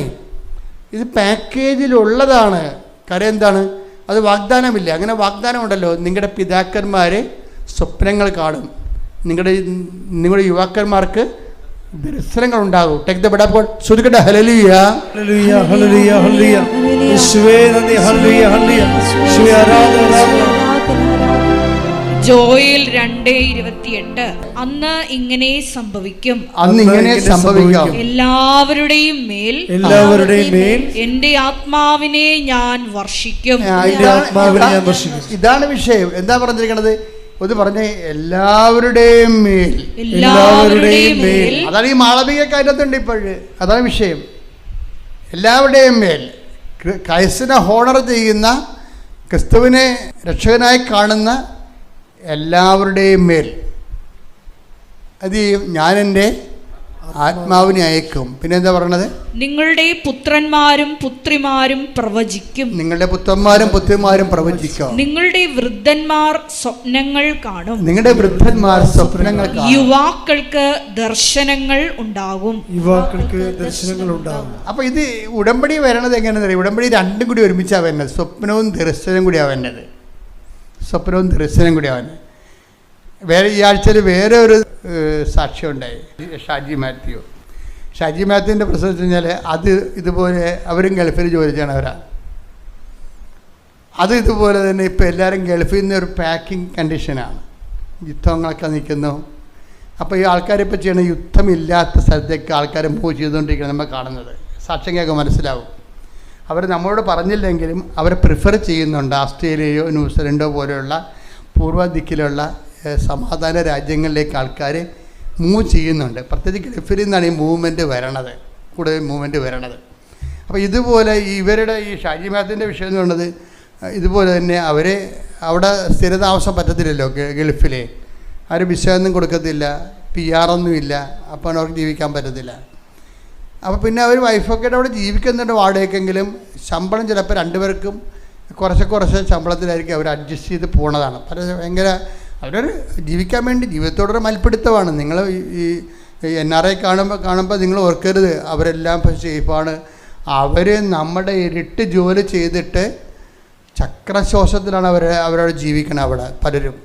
അപ്പം അതുകൊണ്ട് അതുതന്നെ അത്രയും ടാക്സ്, നമുക്ക് ടാക്സ് കുറവല്ലേ ഇവിടെ, അവിടെ നല്ല ടാക്സും ഉണ്ട്. അപ്പം ഗൾഫിലെ ഒരു ചെറിയൊരു അവർ ഇത്രയും ആൾക്കാരുള്ള കാരണം ഒരാൾക്കാരെ കുഴപ്പമില്ല. അപ്പം അവർ ഉടനെ വൈഫ് പറയും, എനിക്ക് ഇത്രയും വിദ്യാഭ്യാസം ഉണ്ടല്ലോ, നമുക്കിതൊന്ന് ചേഞ്ച് ചെയ്താൽ എന്താണെന്ന് ചോദിക്കും. ചേഞ്ച് ചെയ്താൽ അവർ രാജ്യം ചേഞ്ച് ചെയ്യണില്ല, അവരവിടെ തന്നെ കുറച്ചുകൂടി ശമ്പളം കൂടുതൽ കിട്ടുന്ന ജോലിയിലേക്ക് വൈഫ് മാറുകയാണ്. അപ്പോൾ വൈഫ് അവിടെ റിസൈൻ ചെയ്തിട്ട് വേറെ ഒരു ഇൻ്റർവ്യൂവിന് പോയി പങ്കെടുത്തപ്പോൾ അവിടെ നല്ല സ്കോർ കിട്ടി, ശമ്പളവും നല്ല ഹൈപ്പ് കിട്ടി. അപ്പോൾ ഉടനെ ഇവിടുത്തെ ജോലി അവർ രാജിവെച്ച് ആദ്യം ചെയ്തുകൊണ്ടിരുന്ന. പക്ഷെ ഒരു ഇൻഡാസ് വന്ന്, എന്താ ഇൻഡാസ് എന്ന് പറയണത് നിങ്ങൾക്കറിയാവില്ലേ? നമ്മളുണ്ടാക്കുന്ന എല്ലാ ഇൻഡാസിൻ്റെ കൂടെ അമ്മ വരും. അതാണ് വിഷയം. നമുക്ക് അവർ ആക്രാന്തം കൊണ്ട് ചെയ്തതല്ലല്ലോ, ജീവിക്കാൻ പറ്റാതെ ചെയ്തതല്ലേ. അവർക്ക് ജീവിക്കാൻ പറ്റണില്ല, ശമ്പളം ഭർത്താവിൻ്റെ ശമ്പളം കൊണ്ടോട് ജീവിക്കാൻ പറ്റാത്തപ്പോഴാണ് അവർ വേറെ ഇൻ്റർവ്യൂവിന് പോയി അവരൊരു ജോലി കിട്ടി, കുറച്ച് ശമ്പളം ഹൈപ്പ് കിട്ടിയപ്പോൾ അവർക്കൊരാശ്വാസമായി. അപ്പോൾ ആശ്വാസമായി കഴിഞ്ഞപ്പോൾ ഇത് റിസൈൻ ചെയ്തപ്പോൾ ഒരു ഇൻഡാസ് വന്ന് പറഞ്ഞു കഴിഞ്ഞാൽ അതാണ് വിഷയം വെച്ചാൽ ഇവർക്ക് വന്നത് ഇവർ ജോലി ചെയ്തുകൊണ്ടിരുന്ന കമ്പനി ഇവിടെ നോട്ടീസ് പീരീഡ് കവർ ചെയ്തില്ലെന്ന് പറഞ്ഞ് ഇവർക്കെതിരെ കേസ് കൊടുത്ത് 3 മാസമാണ് നോട്ടീസ് പീരീഡ്. നമുക്കൊരു കമ്പനിയിൽ നിന്ന് മാറണമെന്നുണ്ടെങ്കിൽ 3 മാസം മുമ്പ് നമ്മൾ നോട്ടീസ് ചെയ്യണം അവിടെ. അപ്പം നമുക്ക് അവിടെ ഇവരുടെ അസാന്നിധ്യത്തിൽ അവർ വേറെ ആൾക്കാരെ എടുക്കും. അപ്പോൾ അത് കമ്പനിയുടെ അവകാശമാണ്. അപ്പോൾ കമ്പനി കറക്റ്റായിട്ട് കേസ് ഫോളോ ചെയ്തിട്ട് ട്രാവലിംഗ് ബാൻ വന്നു. ട്രാവലിംഗ് ബാൻ എന്ന് വെച്ചാൽ എന്താണ് പ്രശ്നം? ഇവർ നോട്ടീസ് പീരീഡ് 90 ദിവസം ഉണ്ടായിട്ടും 10 ദിവസത്തിനുള്ളിൽ ഇവർ അവിടുന്ന് റിലീവ് ചെയ്തിരിക്കുക. അപ്പോൾ നോട്ടീസ് പീരീഡ് അനൗൺസ് ചെയ്തിട്ടില്ല, ഇവർ നോട്ടീസ് കൊടുത്തിട്ടില്ല. ഞാൻ ഈ കമ്പനിയിൽ നിന്ന് മാറുകയാണെന്ന് കമ്പനിയോട് പറഞ്ഞിട്ടില്ല. അവരുടെ കമ്പനിക്ക് സ്വാഭാവികമായിട്ട് HR കേസ് കൊടുക്കാനുള്ള വകുപ്പുണ്ട്, അല്ലെങ്കിൽ അയാളുടെ ജോലി പോകും. അയാൾ കേസ് കൊടുത്ത് കോടതി നിന്ന് ഇവർക്ക് പേപ്പർ വന്ന് നിങ്ങൾക്ക് ട്രാവൽ ബാനാണെന്ന് പറഞ്ഞ്. എന്താണ്? നിങ്ങൾ കള്ളത്തരം കാണിച്ചു, കമ്പനിയെ വഞ്ചിച്ചു, കമ്പനിക്ക് നിങ്ങൾ കാരണം നഷ്ടങ്ങളുണ്ടായി. അത് കാരണം 2 ലക്ഷം ദർഹമോ അത്രയും 2 ലക്ഷം രൂപയാണ്. രൂപയോ ദർഹം എന്നാണ് അവർ പറയണത്. അപ്പോൾ അവർ പറയണത് 8833 ദർഹം എന്നാണ് പറയണത്. അത്രയത്തിനാണ് പെനാൽറ്റി വന്നിരിക്കുന്നത്. അപ്പോൾ എന്ത് പറ്റി? വൈഫ് ജോലി രാജിവെക്കുകയും ചെയ്ത് പുതിയ ജോലി പ്രവേശിക്കണമെങ്കിൽ റിലീവിങ് ഓർഡർ വേണം. ഈ കമ്പനിയിൽ നിന്ന് ഇവർ നോട്ടീസ് പീരീഡ് കഴിഞ്ഞ് ഞങ്ങൾക്ക് റിലീവ്ഡ് ചെയ്യുമെന്ന് പറഞ്ഞ് പേപ്പർ മേടിച്ചാൽ മാത്രമേ അവിടുത്തെ നിയമം അനുസരിച്ച് പുതിയ കമ്പനി വൈഫിനെ എടുക്കാൻ പറ്റത്തുള്ളൂ. ആ വൈഫിനെ അവിടെ എടുക്കാൻ പറ്റത്തില്ല. ഇവിടെ നിന്ന് റിലീവിങ് ഓർഡർ കൊടുക്കത്തില്ല.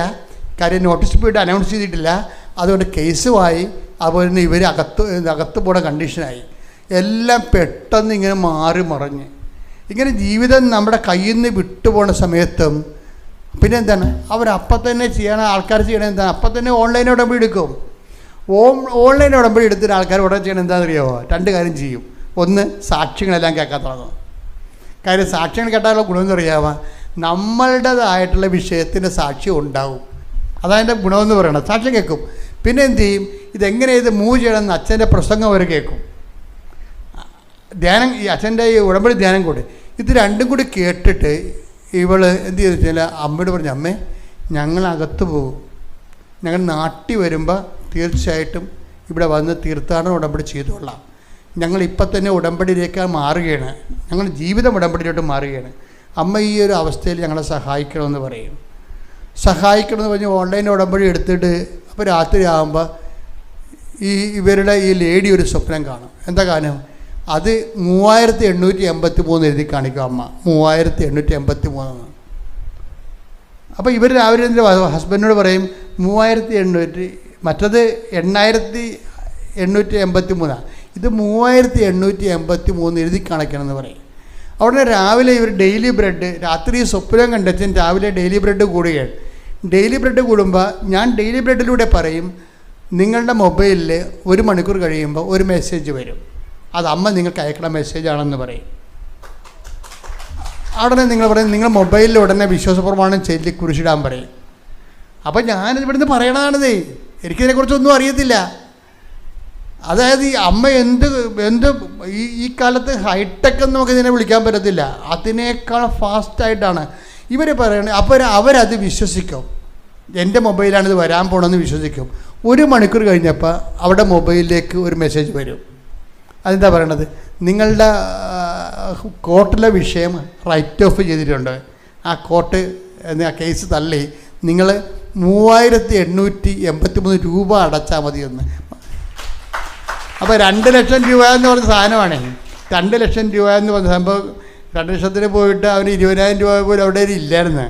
പക്ഷെ ഇപ്പം എന്താ പറഞ്ഞത്? അത് കുറച്ചിട്ട് എന്നിട്ട് രാവിലെ, അപ്പം രാത്രി അമ്മ സ്വപ്നം കാണിച്ച് അത് ആ അക്കം തന്നെയാണ് രാവിലെ മൊബൈലിൽ വരണത്.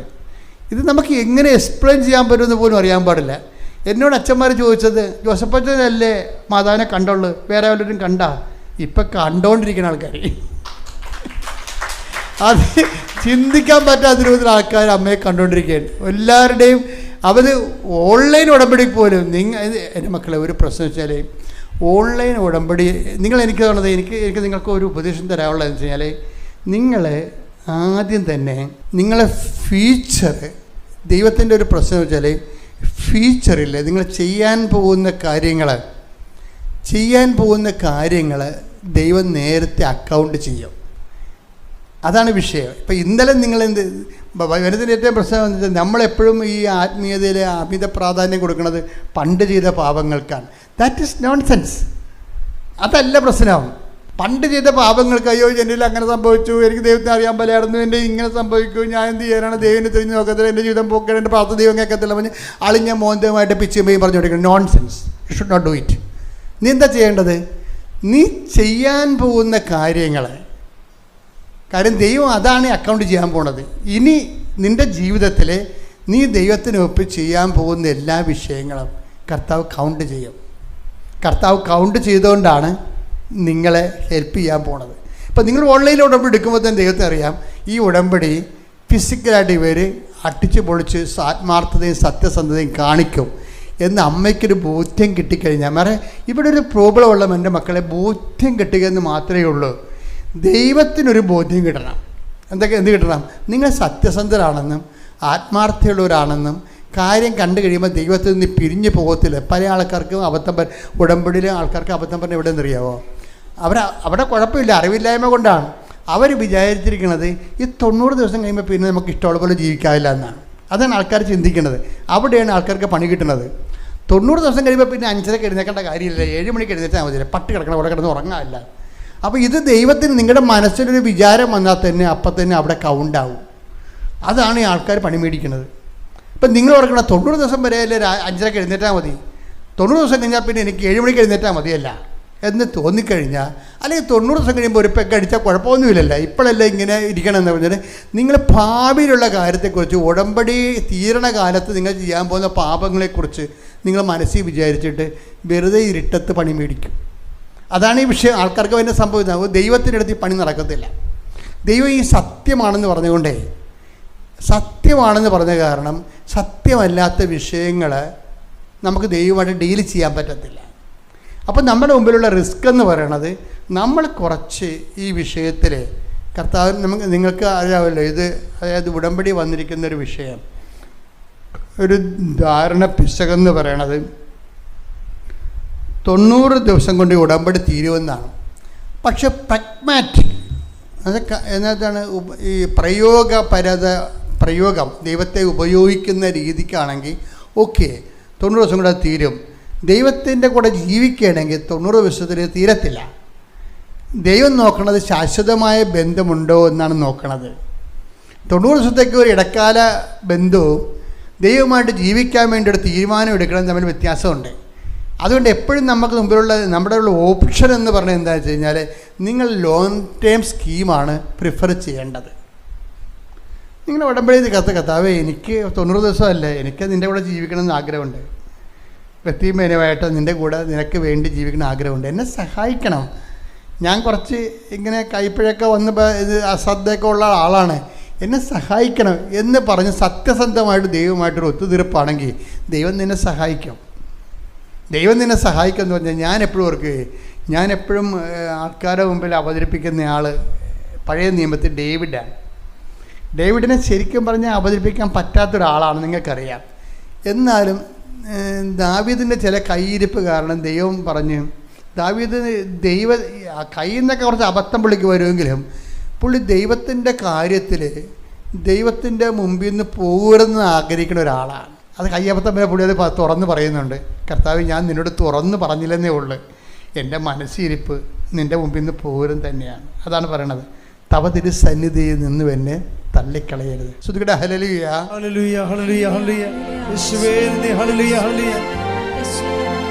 തവ തിരുസന്നിധിയിൽ തന്നിൽ നിന്നും തള്ളിക്കളയരുതെന്നേ നീ പരിപാവനേ, എന്നിൽ നിന്നും തിരികെ എടുക്കരുതേ പരമേ. നിർമ്മലമായൊരു ഹൃദയം നിർമ്മിച്ചരുളൂ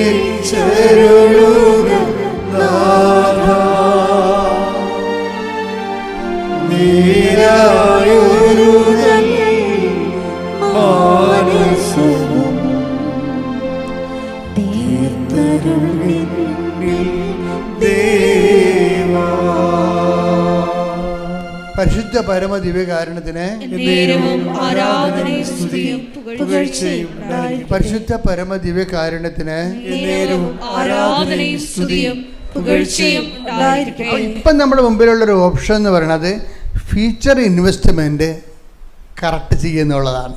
ഇന്നലെ എന്ത് സംഭവിച്ചു എന്നുള്ളതല്ല. ഇന്നലെ എന്ത് സംഭവിച്ചാൽ നമുക്കുണ്ടാകാവുന്ന മാക്സിമം ഒരു ആക്ഷൻ മാനസാന്തരമാണ്. എന്താണ്? കഴിഞ്ഞ കാലങ്ങളെക്കുറിച്ച് എനിക്ക് ദുഃഖമുണ്ട് എന്ന്. പക്ഷേ അതിൻ്റെ സ്റ്റാറ്റസ് കോ മെയിൻറ്റെയിൻ ചെയ്യുക മാത്രമേ ഉള്ളൂ. അഡീഷണൽ ഗ്രേസ് കിട്ടണമെന്ന് നിർബന്ധമില്ല.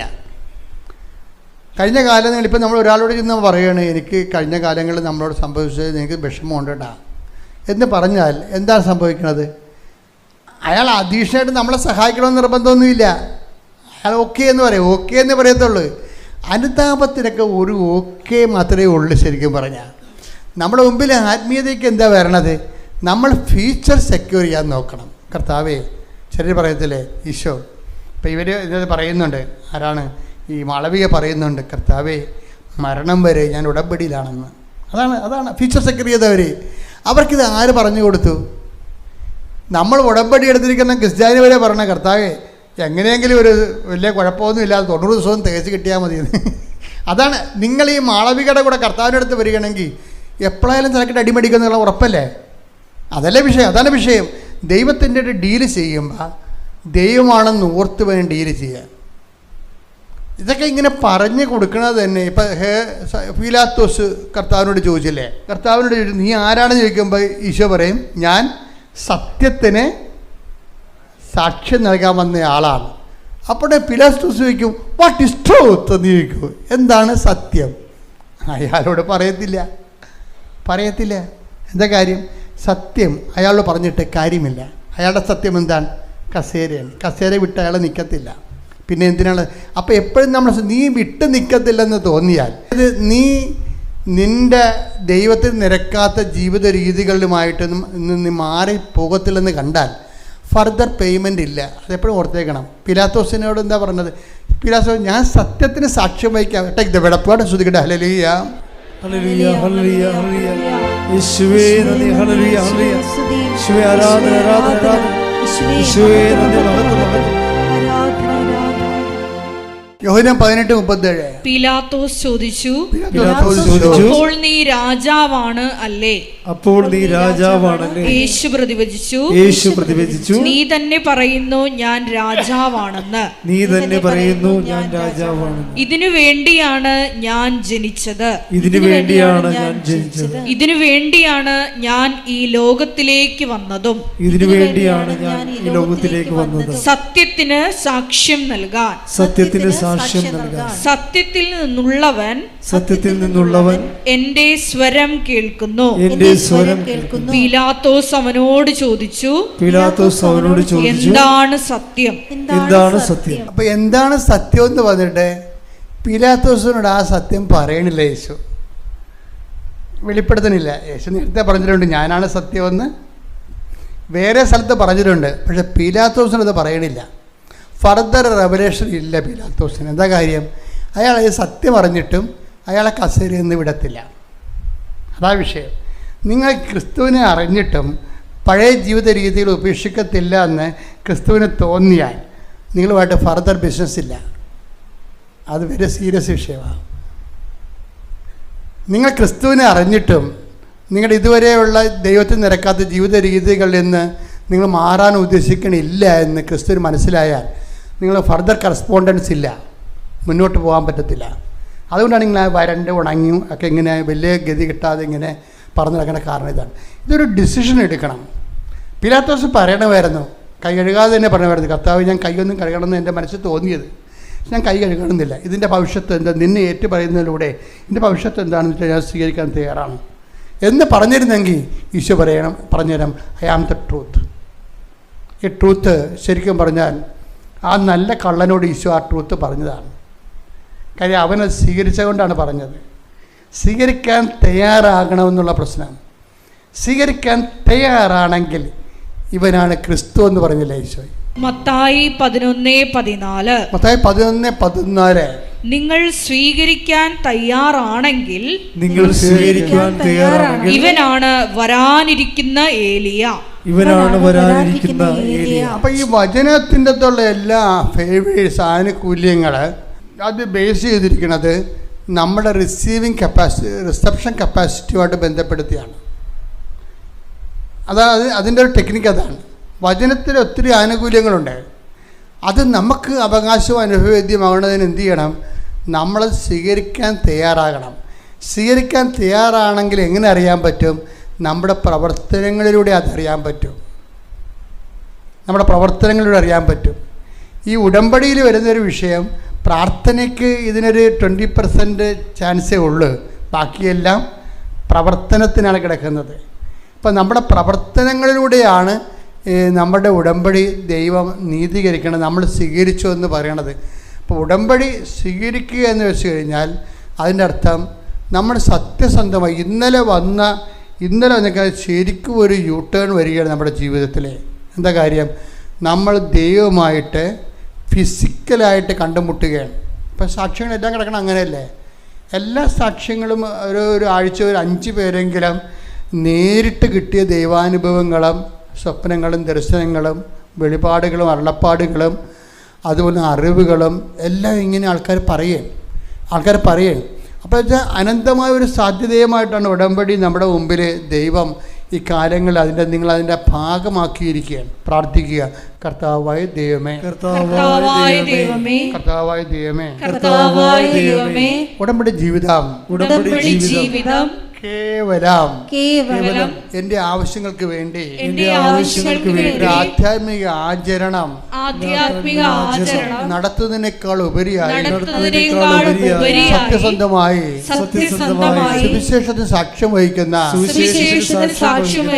ഒരു ദൈവ അധിഷ്ഠിതമായ ജീവിതത്തിനായി എന്നെ ഒരുക്കണമേ. ശ്രുതികട്ടെ ഹല്ലേലൂയ, ഹല്ലേലൂയ, ഹല്ലേലൂയ, ഹല്ലേലൂയ, മഹത്വം, മഹത്വം. ദൈവപിതാവേ നന്ദി, ദൈവപിതാവേ മഹത്വം, ദൈവപിതാവേ ആരാധന.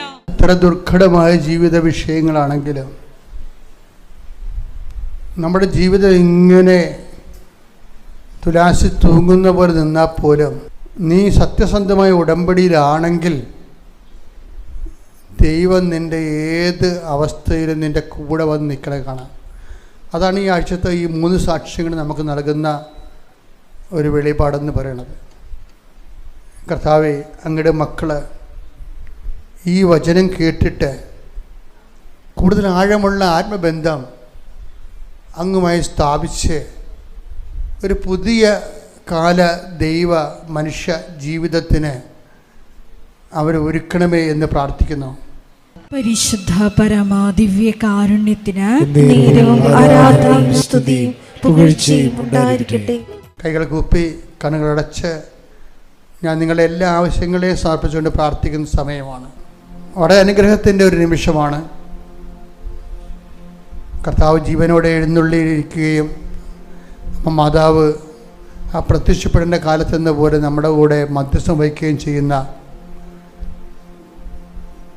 ഒരു ദൈവികമായ നിമിഷങ്ങളാണ്. കർത്താവേ, കൃപാസനത്താറെ ജീവനോടെ പ്രത്യക്ഷപ്പെട്ട പരിശുദ്ധ അമ്മയുടെ മാധ്യസ്ഥത്തിലെ ഞങ്ങളുടെ മക്കൾക്ക് വേണ്ടി പ്രാർത്ഥിക്കുകയാണ്. ഇവിടെ തീർത്ഥാടനത്തിൽ വന്നിട്ടുള്ളവരും ദൂരെ ഓൺലൈനായി ഇവിടെ ധ്യാനം കൂടുന്നവരും അവിടെ മേലെല്ലാം കർത്താവേ, നിൻ്റെ തിരുമുറുവാർന്ന വലതുകരം, അനുഗ്രഹത്തിൻ്റെ അഭിഷേകകരം, അടിപ്പിടർ പോലെ വൈദാഘാതം ദൈവികമായ ശക്തി അവരിലേക്ക് ആവസിക്കുന്ന സൗഖ്യത്തിൻ്റെ കരം കർത്താവ് നിങ്ങളുടെ മേൽ വെക്കട്ടെ. ശ്രുതികട്ടെ ഹല്ലേലൂയ, ഹല്ലേലൂയ, ഹല്ലേലൂയ, മാർഗരോഗങ്ങള്, തീരാവേദികള്, മാർഗരോഗങ്ങള്, തീരാവേദികള്, മാർഗരോഗങ്ങള്, തീരാവേദികള്, ജീവിത ദുരിതങ്ങള്, ശാരീരിക രോഗങ്ങള്, ആന്തരിക രോഗങ്ങള്, ക്യാൻസർ രോഗങ്ങള്, പിസ്റ്റുല രോഗങ്ങള്, PCOD രോഗങ്ങള്, കർത്താവേ, വയറിലെ കുരുക്കൾ, അൾസർ രോഗങ്ങള്, ശ്വാസകോശത്തിലെ വേദനകള്, സിസ്റ്റുകള്, കർത്താവ് തലച്ചോറിൻ്റെ വേദനകള്, ഇടുപ്പിൻ്റെ വേദനകള്, ഡിസ്ലൊക്കേറ്റ് ചെയ്ത വേസ്റ്റുകള്, വാതരോഗങ്ങള്, കണ്ണിന്റെ കാഴ്ചക്കുറവുകള്, മുക്കിന് ദശ വളരുന്നവരെ യേശു ക്രിസ്തുവിന്റെ ഉന്നതമായ നാമത്തിൽ, തൈറോയ്ഡ് രോഗങ്ങൾ, ടോൺസിൽ രോഗങ്ങള് യേശുവിന്റെ നാമത്തിൽ മാറിപ്പോകട്ടെ. ഹല്ലേലൂയ, ഹല്ലേലൂയ, ഹല്ലേലൂയ, ഹല്ലേലൂയ. യേശുവേ, ഹല്ലേലൂയ, ഹല്ലേലൂയ. ദൈവപിതാവേ മഹത്വം, ദൈവപിതാവേ ആരാധന. ഹല്ലേലൂയ. സ്വയം തൊന്നേനേ സുഖമായി എന്റെ ഉള്ളം അരികിൽ വരേണേ സദയം തൊടേണേ സുഖമായി എന്റെ ഉള്ളം. മക്കളെ, കണ്ണുകളടച്ച് കൈകൾ കൂപ്പി. അത് അച്ഛൻ നിങ്ങളുടെ ഭൗതിക സാഹചര്യങ്ങളുടെ തടസ്സങ്ങളായി മാതാവിൻ്റെ മധ്യസ്ഥയിൽ ഈശോ ഈ നിമിഷം എടുത്ത് മാറുന്ന സമയമാണ്. കർത്താവേ, അങ്ങയുടെ മക്കള് ജോലിയില്ലാത്തവരുടെ ഈശോയെ, സാക്ഷ്യത്തിൽ പറഞ്ഞ പോലെ ഉള്ള ജോലി കൊണ്ട് ജീവിക്കാൻ സാധിക്കാത്തവരുണ്ട് ഈശോയെ, അവിടെ വിഷയങ്ങൾ നീ കണ്ണിൽ നിന്ന് ഏറ്റെടുക്കണമെന്ന് പ്രാർത്ഥിക്കുന്നു. മക്കളില്ലാത്തവരെ, 30-35 വയസ്സായിട്ട് മക്കള് കല്യാണം ഒത്തുവരാത്തവരെ കണ്ണീരോടെ പ്രാർത്ഥിക്കുന്നു. കർത്താവേ, ഓരോ ചെറിയ തൊഴിലും വലിയ തൊഴിലുമൊക്കെ ചെയ്തിട്ട് തൊഴിൽപരമായി പൈസ കിട്ടാത്തവരുണ്ട് ഈശോയെ, സമയത്ത് പൈസ കിട്ടാത്തവരും, അതുപോലെ ചെറിയ തൊഴിലിന് കസ്റ്റമേഴ്സ് ഇല്ലാത്തവരും, ഏജൻസി പരാജയപ്പെട്ടവരും, പാർട്ട്ണർ വഞ്ചിച്ചവരും ഉണ്ട് ഈശോയെ. അവരെല്ലാം അങ്ങ് സ്പർശിക്കണേ പ്രാർത്ഥിക്കുന്നു ഈശോയെ. ജപ്തി നടപടി നേരിടുന്നവരെ, വഴി ഇല്ലാത്തവർ, വെളിച്ചമില്ലാത്തവരെ, ഗവൺമെൻറ്റിൽ നിന്ന് ഓരോ പേപ്പർ കിട്ടാനുള്ളത് പേപ്പർ കിട്ടാതിരിക്കുന്ന തടസ്സമുള്ളവരെ, കർത്താവ് വസ്തു മാറ്റം ചെയ്യുന്ന കിട്ടാത്തവരെ, കർത്താവ് തരം മാറ്റി കിട്ടാത്തവരെ, അതുപോലെ തന്നെ മറ്റു തരത്തിലുള്ള വിഷമതകളിൽ ജീവിക്കുന്നവരെ, കർത്താവ് ഈ ഭവനം പണിയുന്നതിന് വേണ്ടിയുള്ള മാർഗങ്ങളൊക്കെ വേണ്ടി അന്വേഷിച്ചിട്ട് അതൊന്നും നടക്കാതെ ഈ മഴക്കാലത്ത് കഷ്ടപ്പെട്ട് ദുരിതം അനുഭവിക്കുന്നവരെ, കർത്താവ് മക്കളുടെ അഡ്മിഷൻ ഇനി ഒത്തുവരാത്തവരുണ്ട് ഈശോയെ, അവിടെ തന്നെ പരീക്ഷകൾ എഴുതിയിട്ട് ജയിച്ചിട്ടും അതിൻ്റെ റിസൾട്ട് വരാത്തവരുണ്ട് ഈശോയെ, അതുപോലെ കർത്താവ് പലതരത്തിലുള്ള പരീക്ഷകളിൽ ജയിച്ചിട്ട് കർത്താവ് അവർക്കൊരു മേൽഗതി എന്ത് ചെയ്യണമെന്നറിയാൻ പാടില്ലാതെ മുന്നോട്ട് പോകാൻ നിവൃത്തിയില്ലാതെ ഇനി എന്ത് പഠിക്കണം, പരീക്ഷ തോറ്റിട്ട് ഇനി എന്ത് പഠിക്കണം, എന്ത് സെലക്ട് ചെയ്യണമെന്നറിയാൻ പാടില്ലാതെ വിഷമിക്കുന്നതുകൊണ്ട് ഈശോയെ അവരെല്ലാം സമർപ്പിച്ച് പ്രാർത്ഥിക്കുന്ന എൻ്റെ കർത്താവിൻ്റെ ഉന്നതമായ നാമത്തിൽ സഭയുടെ അധികാരത്തിൽ കുശടയാളത്തെ മാർഗതടസ്സങ്ങൾ ജീവിത ദുരിതങ്ങൾ യേശുവിന്റെ നാമത്തിൽ മാറിപ്പോകട്ടെ. ഹല്ലേലൂയ, ഹല്ലേലൂയ, ഹല്ലേലൂയ. യേശുവേ നന്ദി, ഹല്ലേലൂയ.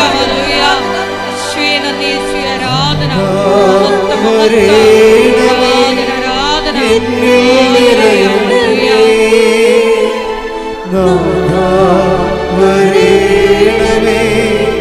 സൗഖ്യം നൽകണമേ, നാഥാ വരേണമേ, എന്നിൽ നിറയണമേ, നാഥാ വരേണമേ, സൗഖ്യം നൽകണമേ. എല്ലാവരും മുട്ടേ നിൽക്കുക. ഈ ആഴ്ചയിൽ അച്ഛന്മാർക്ക്, അച്ഛന് എനിക്ക് വാർഷിക ധ്യാനമാണ്, വെള്ളിയാഴ്ച വരെയാണ് ധ്യാനം. നിങ്ങൾ എൻ്റെ ധ്യാനം സമർപ്പിച്ചുകൊണ്ട് പ്രാർത്ഥിക്കണം. വൈദികരുടെ ധ്യാനമാണ്.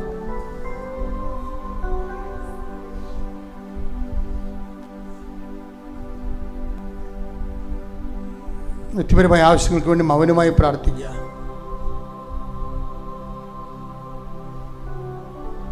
സമാപന ആശീർവാദം.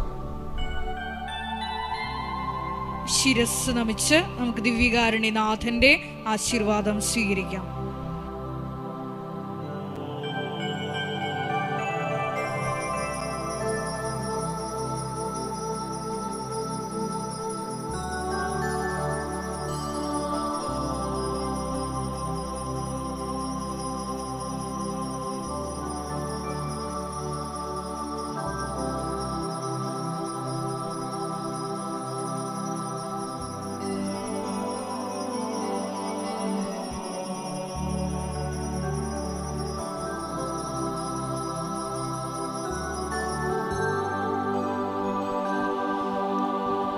പരിശുദ്ധ പരമ